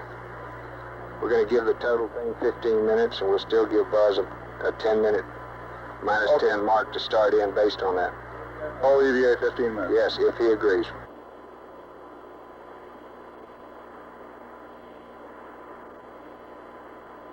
Neil, this is Houston, over. Houston, over. Hey, go ahead, Houston. All right, we've been looking at your consumables, and you're in good shape. Subject to your concurrence, we'd like to extend the duration of the EVA 15 minutes from nominal. We will still give Buzz a hack at 10 minutes prior for heading in. Your current elapsed time is 2 plus 12, over. And that means Buzz would have to start back in at about Okay, that sounds fine. Roger out. flight experiments. While they're out there with the camera, we'd have time to get a picture of the bubble. Is he still there? Roger, he's still in the vicinity. I haven't seen him come back from the side of the TV yet. You can try it if he hadn't left it. Who's got the camera, Buzz? 2:12 is the time expended on the PLSS. This is Houston. If you're still in the vicinity of the PSE, could you get a photograph of the ball level? Over. I'll do that, Buzz. Right, we'll get a photograph of that. Houston, what time would you estimate we could allow for the documented sample? Over. Stand by. FAO. Approximately 10 minutes. Pardon? Approximately 10. Approximately 10, Capcom. Capcom. Oh, Approximately 10. Say again, sir? Approximately 10 minutes. I believe the ball is right in the middle now. Wonderful. Take a picture before it moves. You only pass? He asked what would we estimate for the document, and we're estimating about 10 minutes. Neil, this is Houston. We're estimating about 10 minutes for the documented sampling. Over. Ecom flight, did you get your message to Capcom? Yes, flight, did. Okay. Say again? You got a message for Columbia? Roger. On battery charge? Flight network, we have good ESEP data. Okay. Columbia, this is Houston. Over.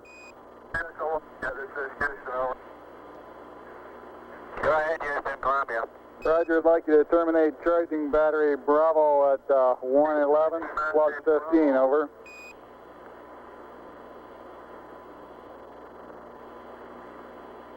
How about right now? Roger.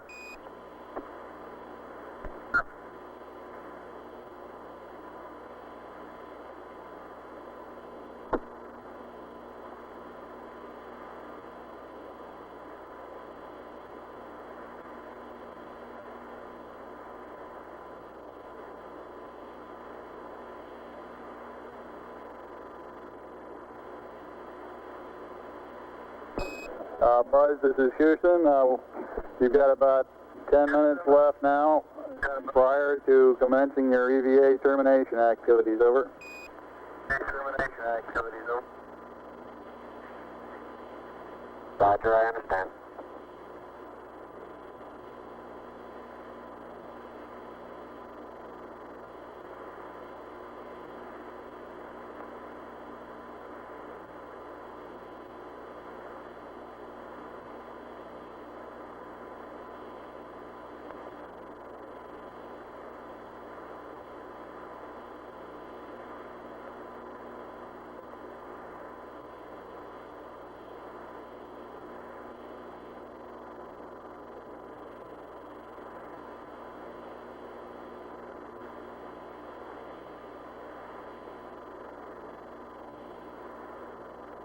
Flight experiments. Go ahead. Roger, we've uncaged. Working well. Say a lot of short period seismic activity. Short period Z. You want to pass it up? Yeah, you can tell them we're seeing some info on that. Tranquility Base, this is Houston. The passive seismic experiment has been uncaged, and we're observing short period oscillations in it. Over.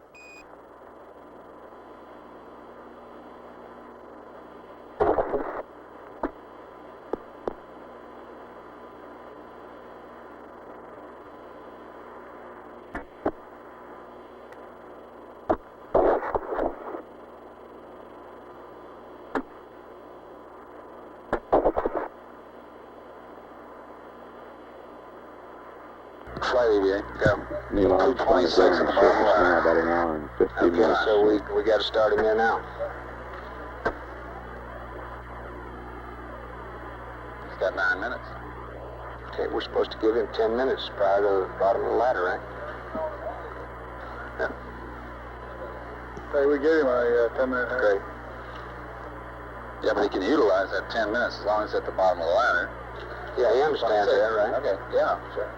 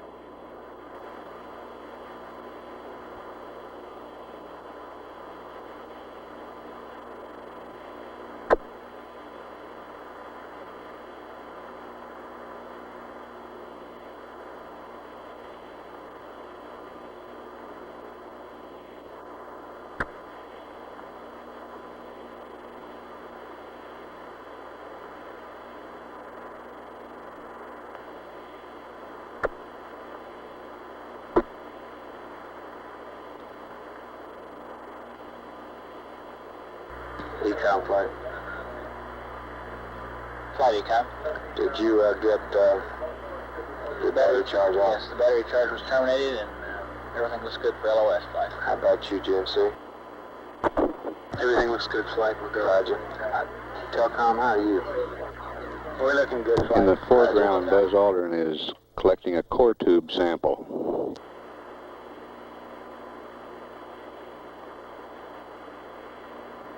I hope you're watching how hard I have to hit this into the ground to the tune of about 5 inches, Houston. Roger.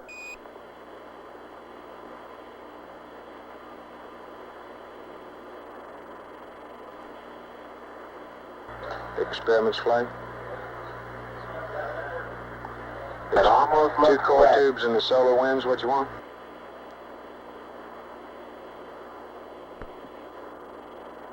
Experiments. Got it. Sample. Experiments, give me an answer. Two core tubes in the solar wind? Roger. Okay. Wait a minute. Yeah, cut the cable again. Neil and Buzz, this is Houston. We'd like you to... You're right. Turn to your right. Not clear? Not quite. Neil, this is Houston. We'd like you all to get 2 core tubes and the solar wind experiment. 2 core tubes and the solar wind, over. Roger.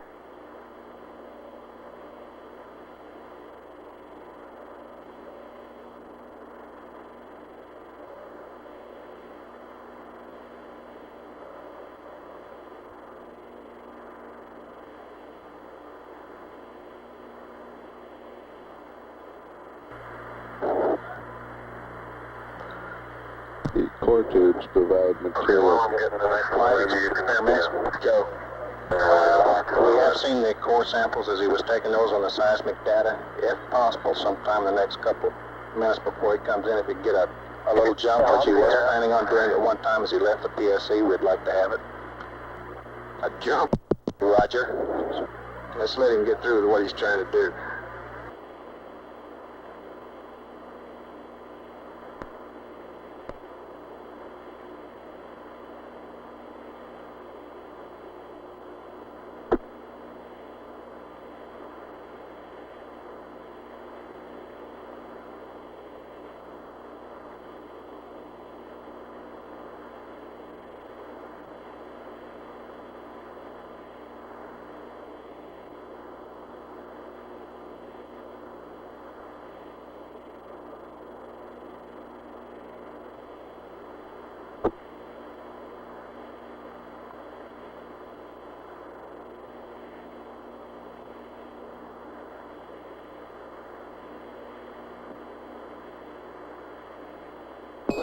Buzz, this is Houston. You have approximately 3 minutes until you must commence your EVA termination activities, over.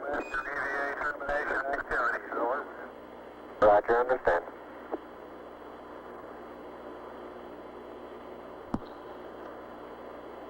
Columbia, this is Houston. Approximately 1 minute to LOS, over. 1 minute. Columbia, Roger. And do you plan on commencing your sleep on the backside this pass? If so, we'll disable uplink to you while we're talking to the LEM, over. Capcom flight. Good flight. After we get this core tubes and the solar wind, if we can get anything else into that box within the time. Houston, were you able to record in a documentary way where the 2 core tube samples were taken? Do we experiments? Negative. Tell them what I said, Capcom. Yes, we want to... I didn't get a stereo pair of those tubes, but they are right in the vicinity of the solar wind. You said anything else they can get in the box? That's right. Neil, this is Houston. After you've got the core tubes and the solar wind, anything else that you can throw into the box would be acceptable. Columbia. I do.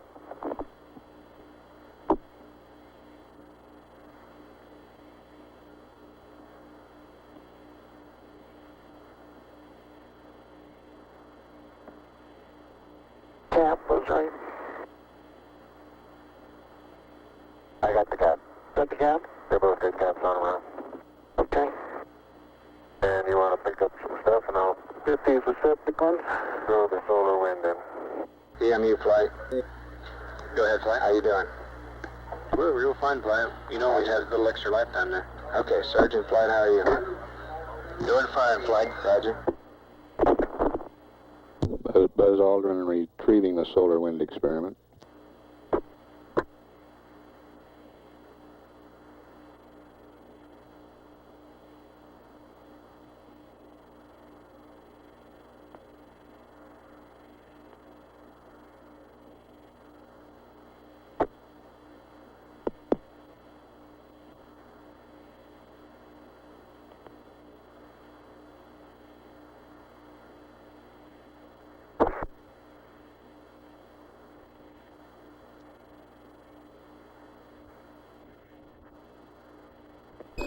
Buzz, this is Houston. It's about time for you to start your EVA closeout activities. Capcom flight. Go ahead, flight. Who gets the film? Roger. Buzz or Neil? On the close-up camera? Roger, I'm looking They've now. been on their life support system. On their life support systems, 2 hours and 25 minutes. How about film magazine?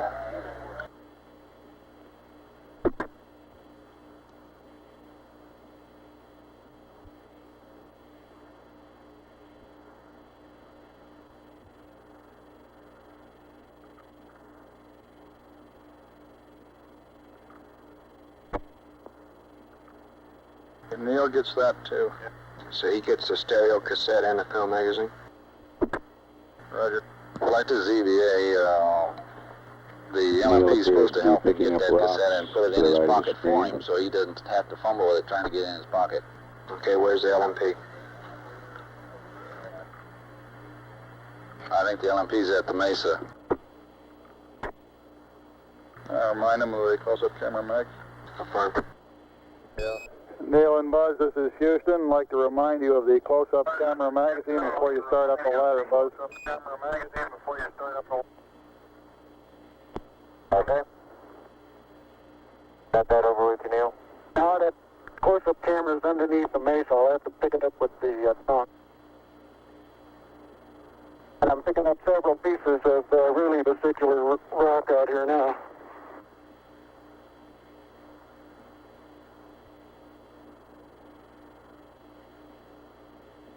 You didn't get anything in those environmental samples, did you?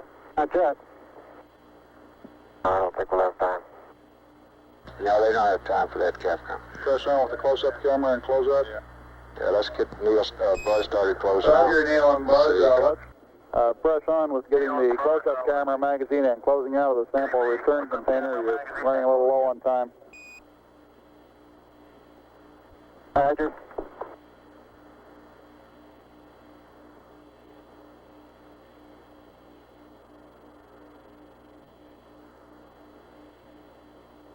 We want to keep a good margin in those portable life support systems.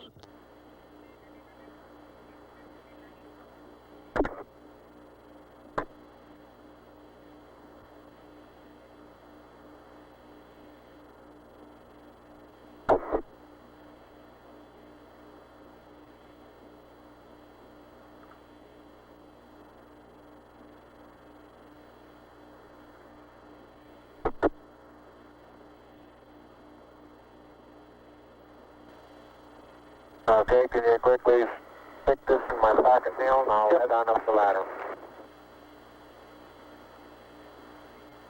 Capcom flight.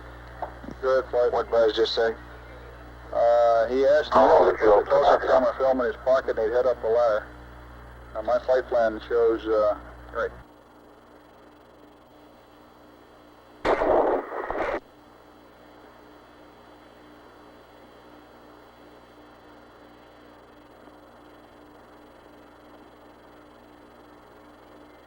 Around there, fella. Take it.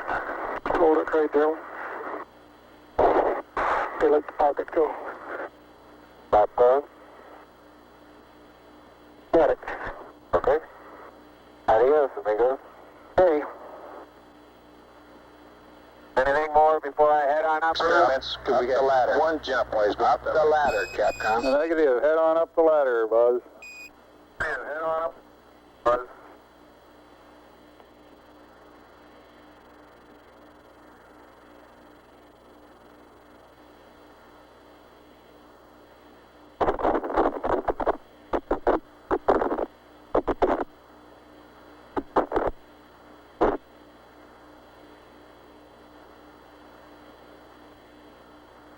That white dot right above the horizon on the right is a phosphorus spot from the TV converter in the Park station in Australia.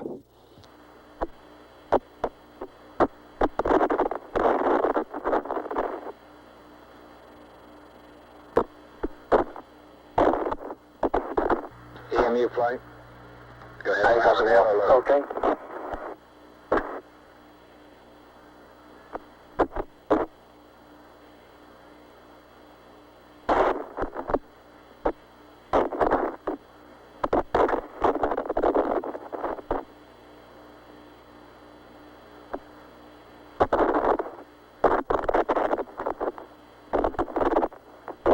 You get the solar wind roll there? Right, that's it right there.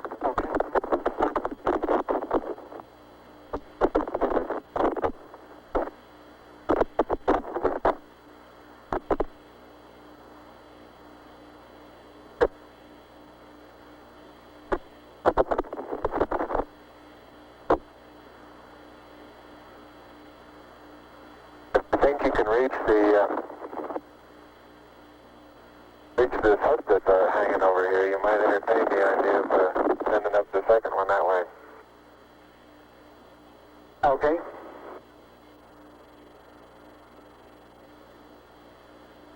Get the film off of that. Oh well. Better now.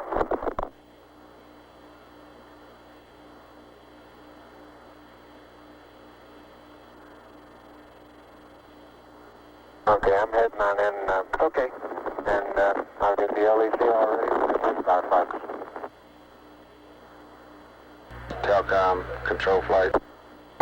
Go flight. Watch your switches and circuit breakers now. Hi, Raj.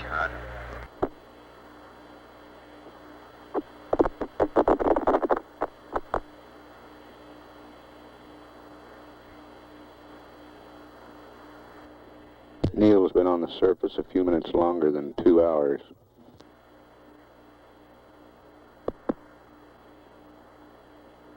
Buzz, approximately 20 minutes less than that.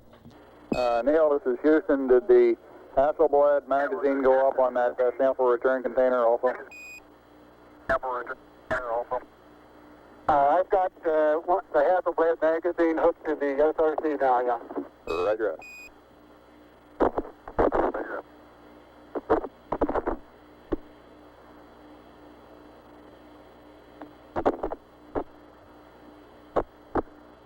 Flight, we're right on it now, as EVA. Say again? We're right on the timeline with that plus 15.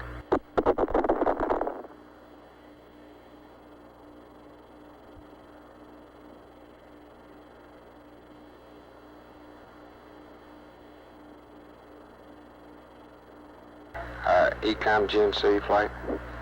Flight Ecom? Okay, well, Mike's on the backside now. Let's get everything in order. How you doing, Buzz? Configuration for sleep on the CSM.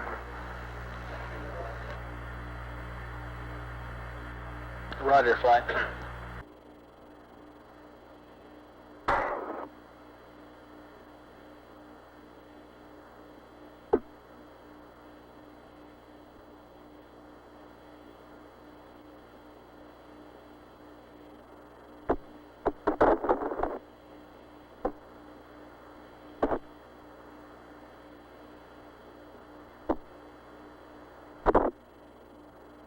Ready to send up the LEC? Yeah, just about.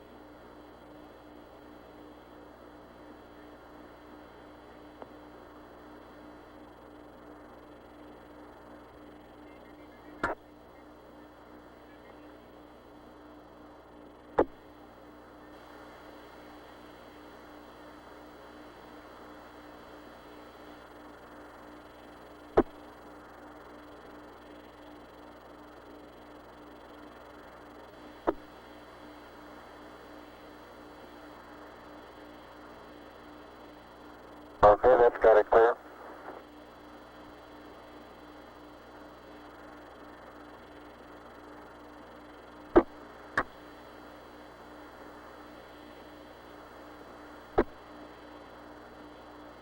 Transferring the sample containers into the LIM cabin now. Uh-oh. Camera came off. I mean, the film pack came off.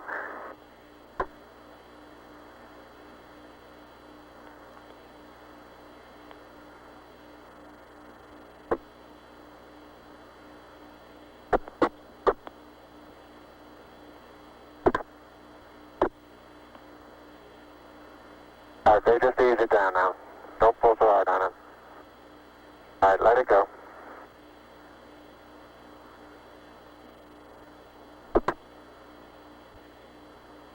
Flight surgeon. Go, surgeon.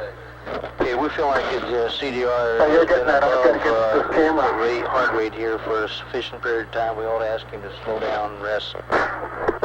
You want an EMU check? Okay, Yes, sir. this one's in no problem. Let's Okay, get an stand by, EMU check on the commander.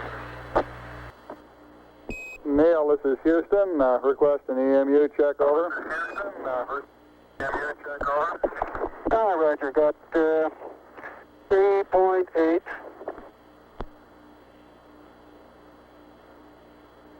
And I got 54 on the O2 and no flags.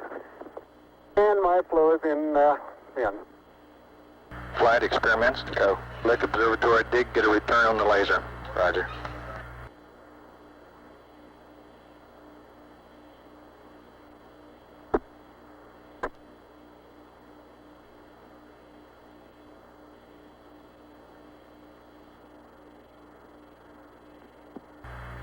You want to pass that one up, Flight? Negative.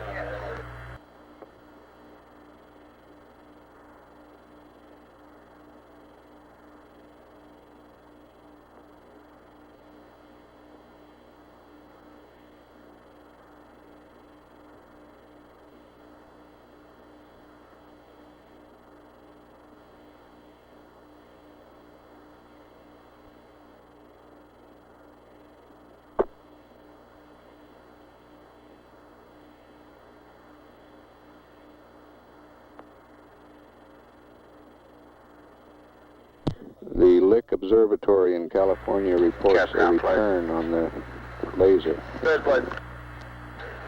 No response necessary, but we're in good shape on consumables on CDR. Roger, how about Buzz? Same story. Neil and Buzz, for your information, your consumables remain in good shape. Out. in good shape. Roger. That's coming, Neil. Okay, I've got one side hooked up for the second box, and I got the film pack on. Okay, good.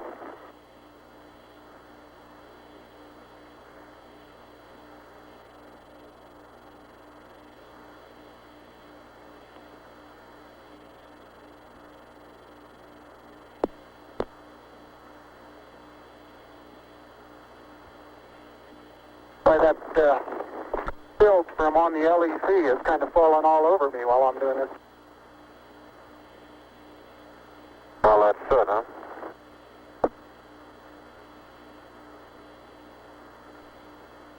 It looks like down here.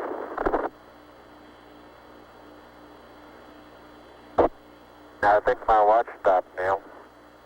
Hit it.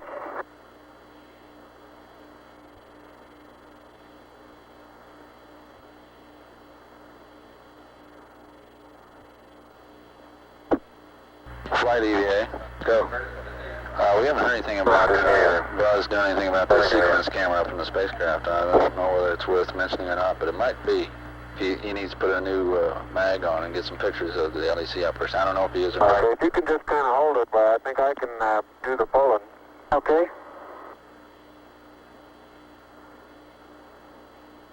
Stand by a minute. Let me move back.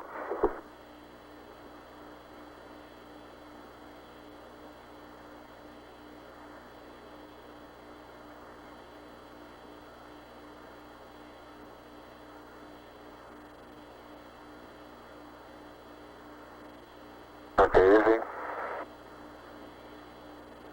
All right, easy on the hatch now.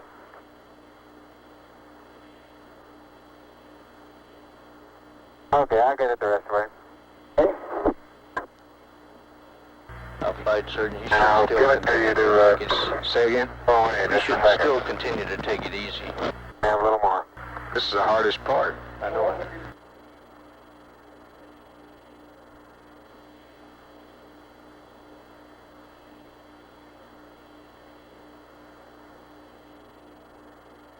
Two hours, 40 minutes on the PLSSs.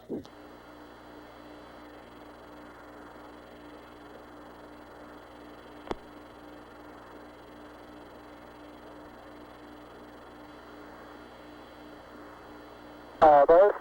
Okay, it's unhooked. How about that package out of your sleeve? Is that? No. Okay, I'll get it when I get up there.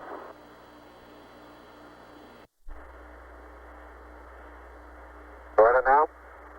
Yes, sir.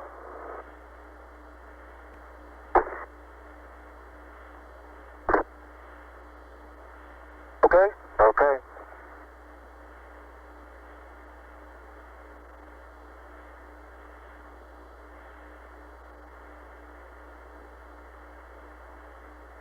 Flight EVA, if they drop that mag, they ought to get it. Did they get that mag, Capcom?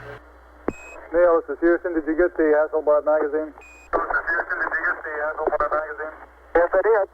Thank And you. we got about, I'd say 20 pounds of carefully selected, if not documented, samples. Houston, roger. Well done. Out. In the second box.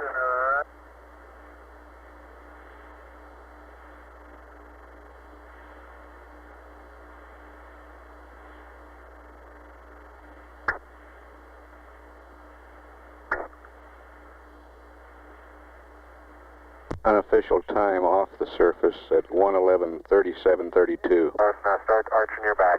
That's good. Plenty of room. Plenty of room. All right, arch your back a little, your head's up against. Out, off, roll right just a little bit.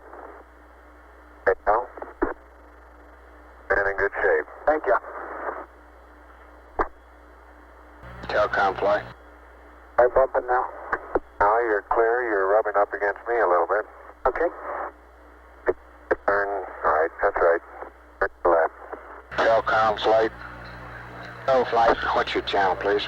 Channel 32. Now move your foot and I'll get the hatch.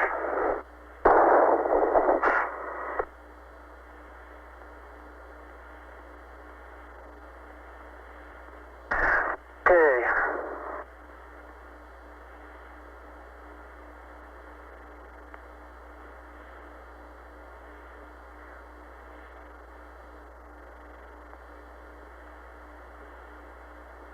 Okay, the hatch is closed and latched.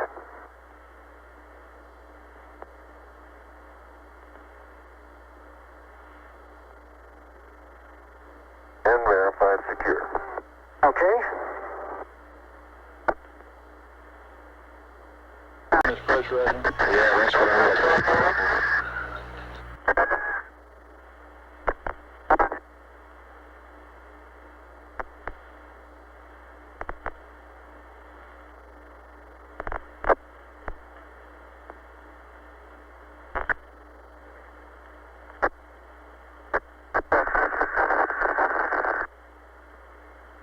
Repress open flight. Cabin coming up.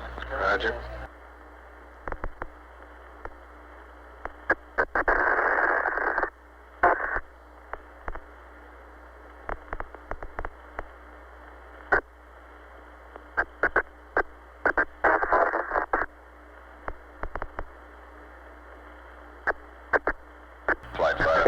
pressure coming up Real quick, about Cliff, 2.7, MPAD would like us to have us support one more sighting if it's all right with you.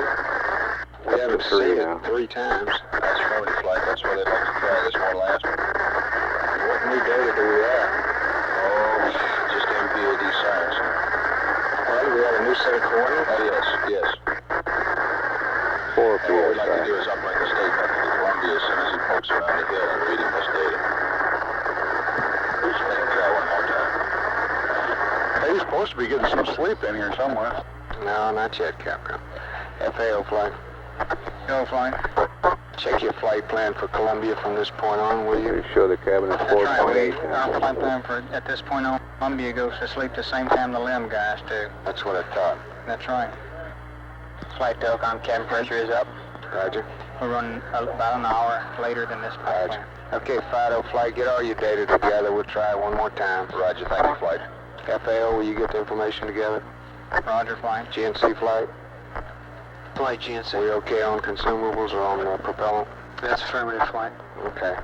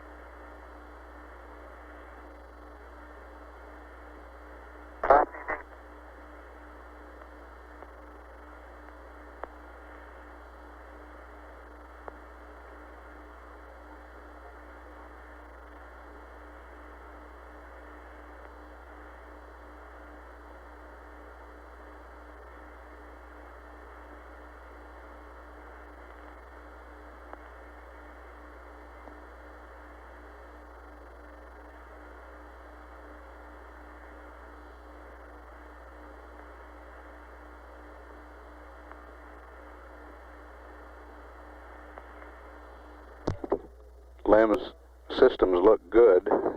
Crewmen should now be transferring back to Tranquility Base's environmental control system, and later we'll switch to the vehicle's communication system. We estimate it'll be another 10 to 15 minutes before they're on the LEM communication system.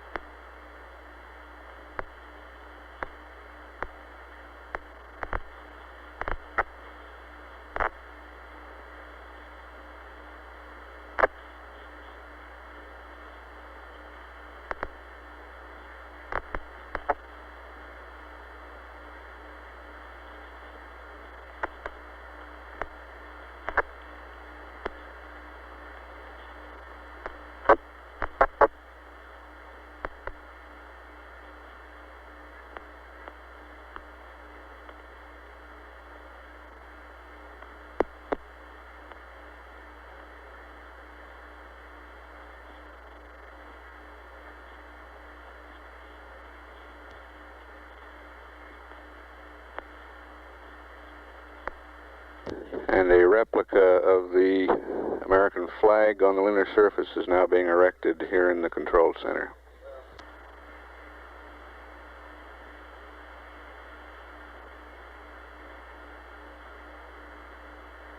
And a replica of the plaque on Tranquility Base has been hung on the wall.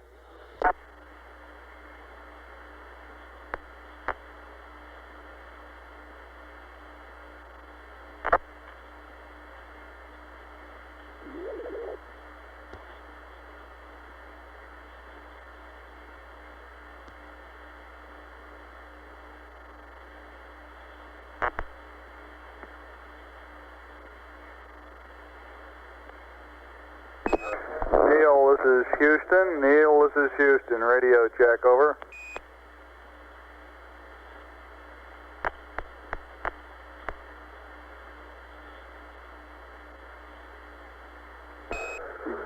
Buzz, this is Houston. Radio check, over.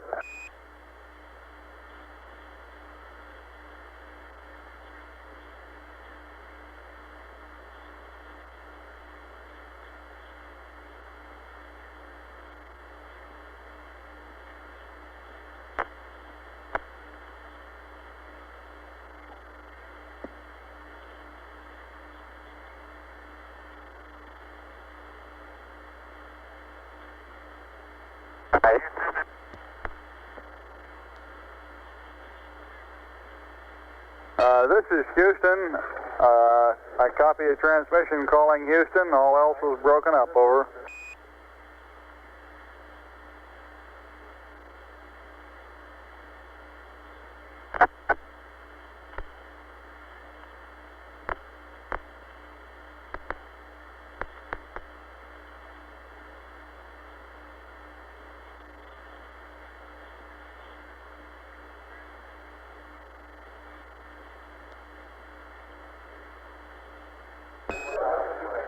Neil, this is Houston. If you read, we suggest you unstow 1+ antenna so we can have communications, over.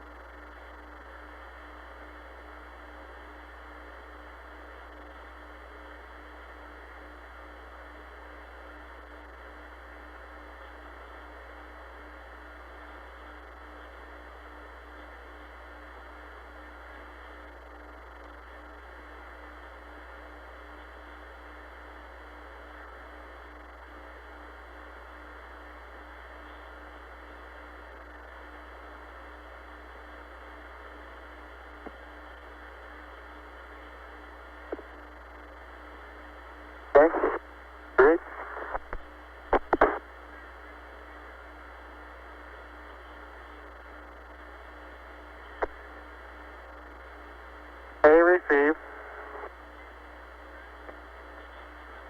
B off.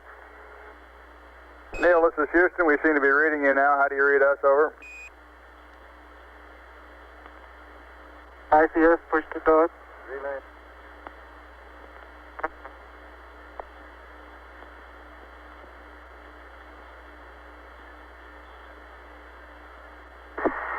Houston, it's Tranquility. How do you read? Tranquility Base, this is Houston. Loud and clear. How us? Loud Loud and clear. We're in the process of switching over to LEMCOM here. Roger.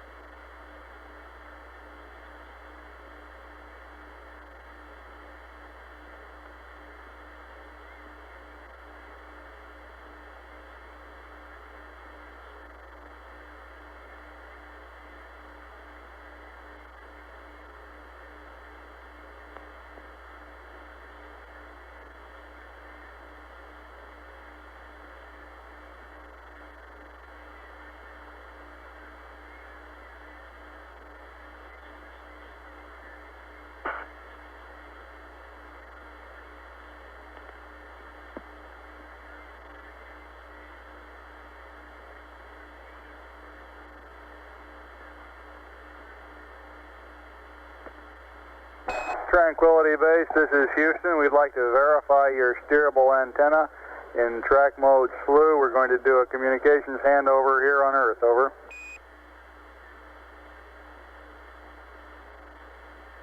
Roger, that's affirmative. We're in track mode slew. Roger out.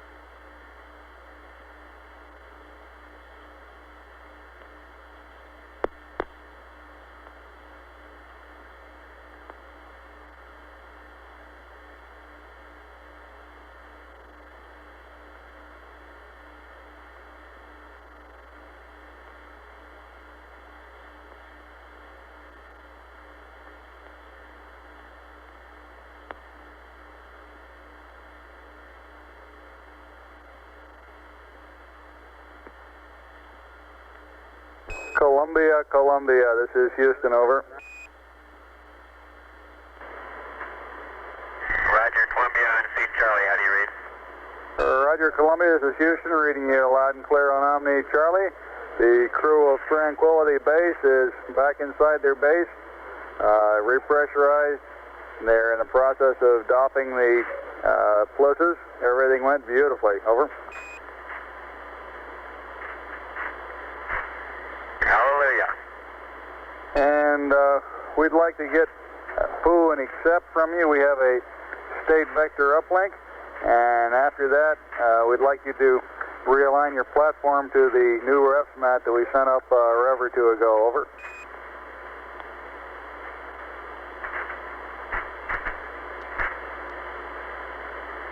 All right, understand. You want a option 1, please do option 1.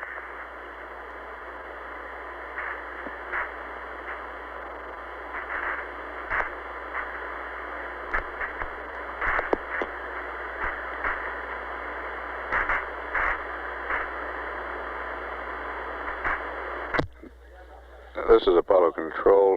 Dr. Charles Berry reports the heart rates during this EVA period ranged from a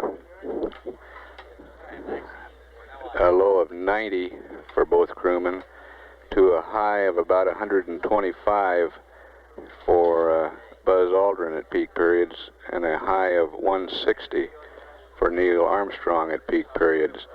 That top reading coming during the time he was transferring the rock boxes into the LEM.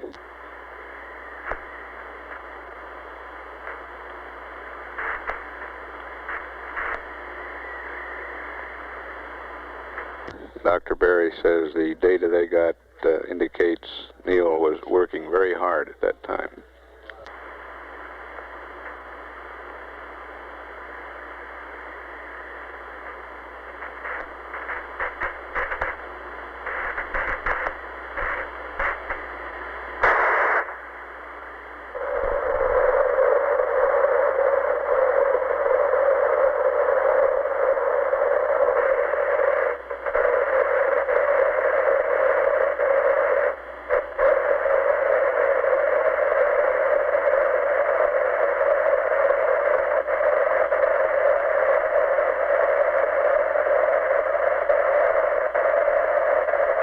This is Houston.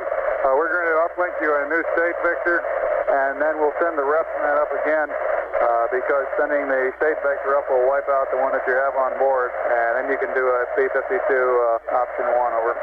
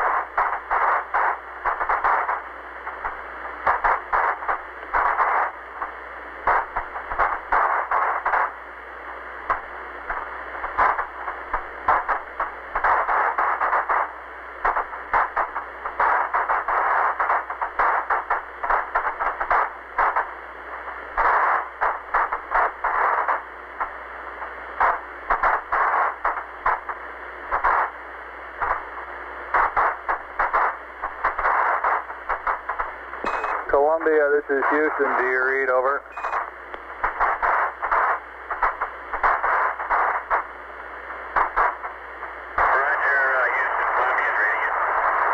Okay, Columbia, we've completed the uplink. The computer is yours. You can go to block. However, we'd like you to hold off on the P-52 option 1 align until after you pass landing site 2. And we're requesting that you perform another P-22 and attempt to find the LEM this pass. I've got some numbers for you when you're ready to copy. Over.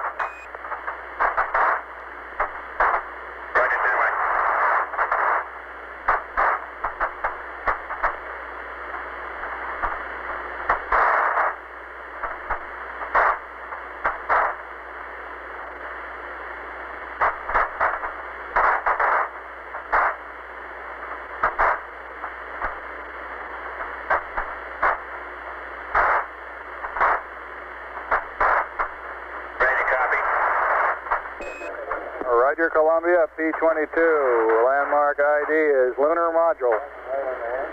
Make that Tranquility base. T1 112 2508. T2 112 3017. 4 nautical miles south. Time of closest approach 112 3152. Shaft 357.051. Trunnion 047.432. Roll 0. Pitch 250. Yaw 0. Read back. Over.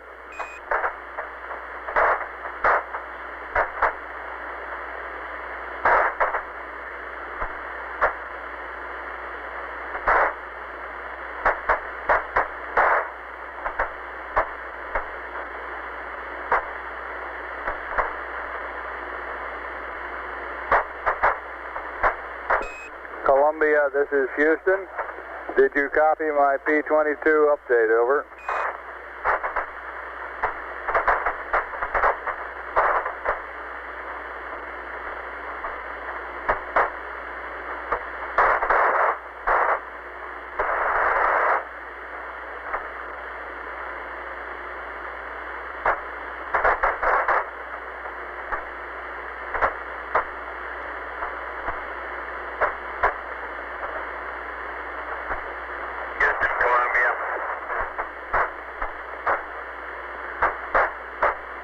Columbia, this is Houston. Did you copy my P-22 pad?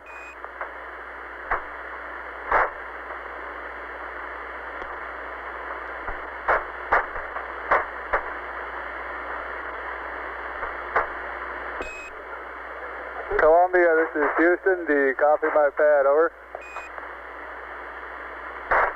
Negative, Bruce. Just give me the latitude, longitude over 2, altitude, and the grid squares. Never mind the other, you're broken up. Stand by.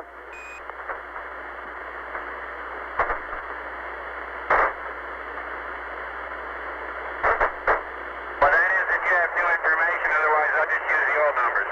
No, wait a minute. We've got new information. Okay.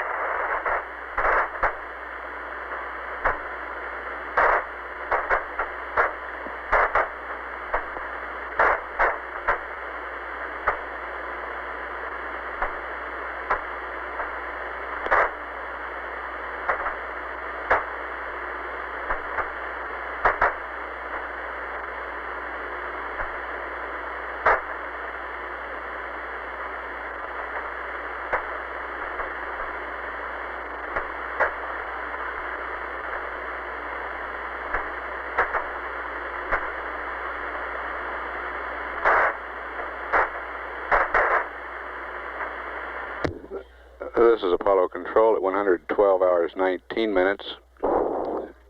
The inhabitants of Tranquility Base are still in the post-EVA cleanup period. Still have not fully configured the voice communications. However, we are getting telemetry, good telemetry from Tranquility Base, showing a cabin pressure of 5 pounds per square inch, temperature of 60 degrees. We expect to establish communications before too long.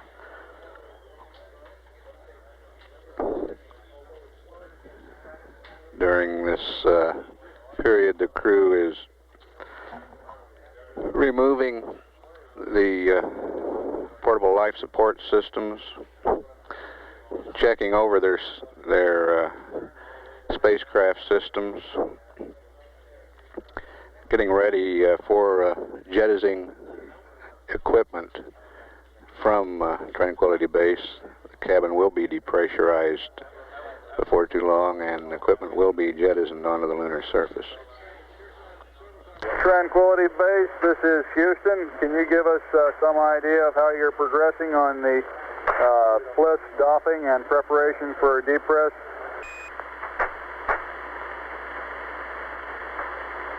Roger, Houston, Tranquility Base. We're in the process of using up what film we have, and I'm just getting ready to change the primary ECS canister. Over. Roger, Tranquility. We'd like to hold off as long as possible on the lithium hydroxide canister. Make that one of the last things you do in getting ready for the depress if you can. Over.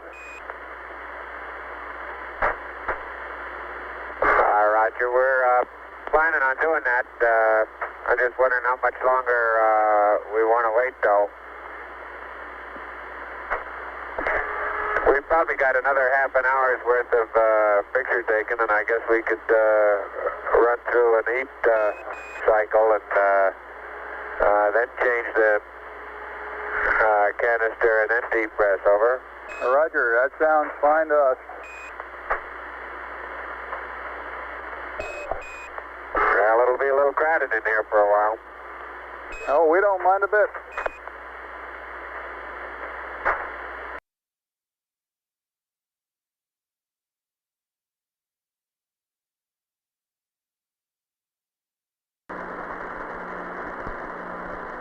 There went something.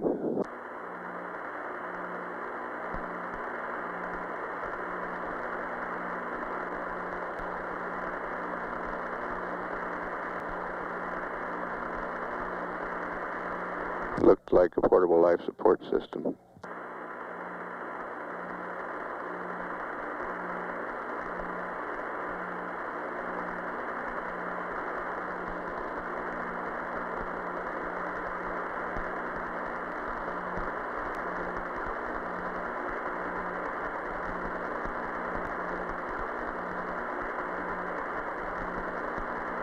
There comes the other place.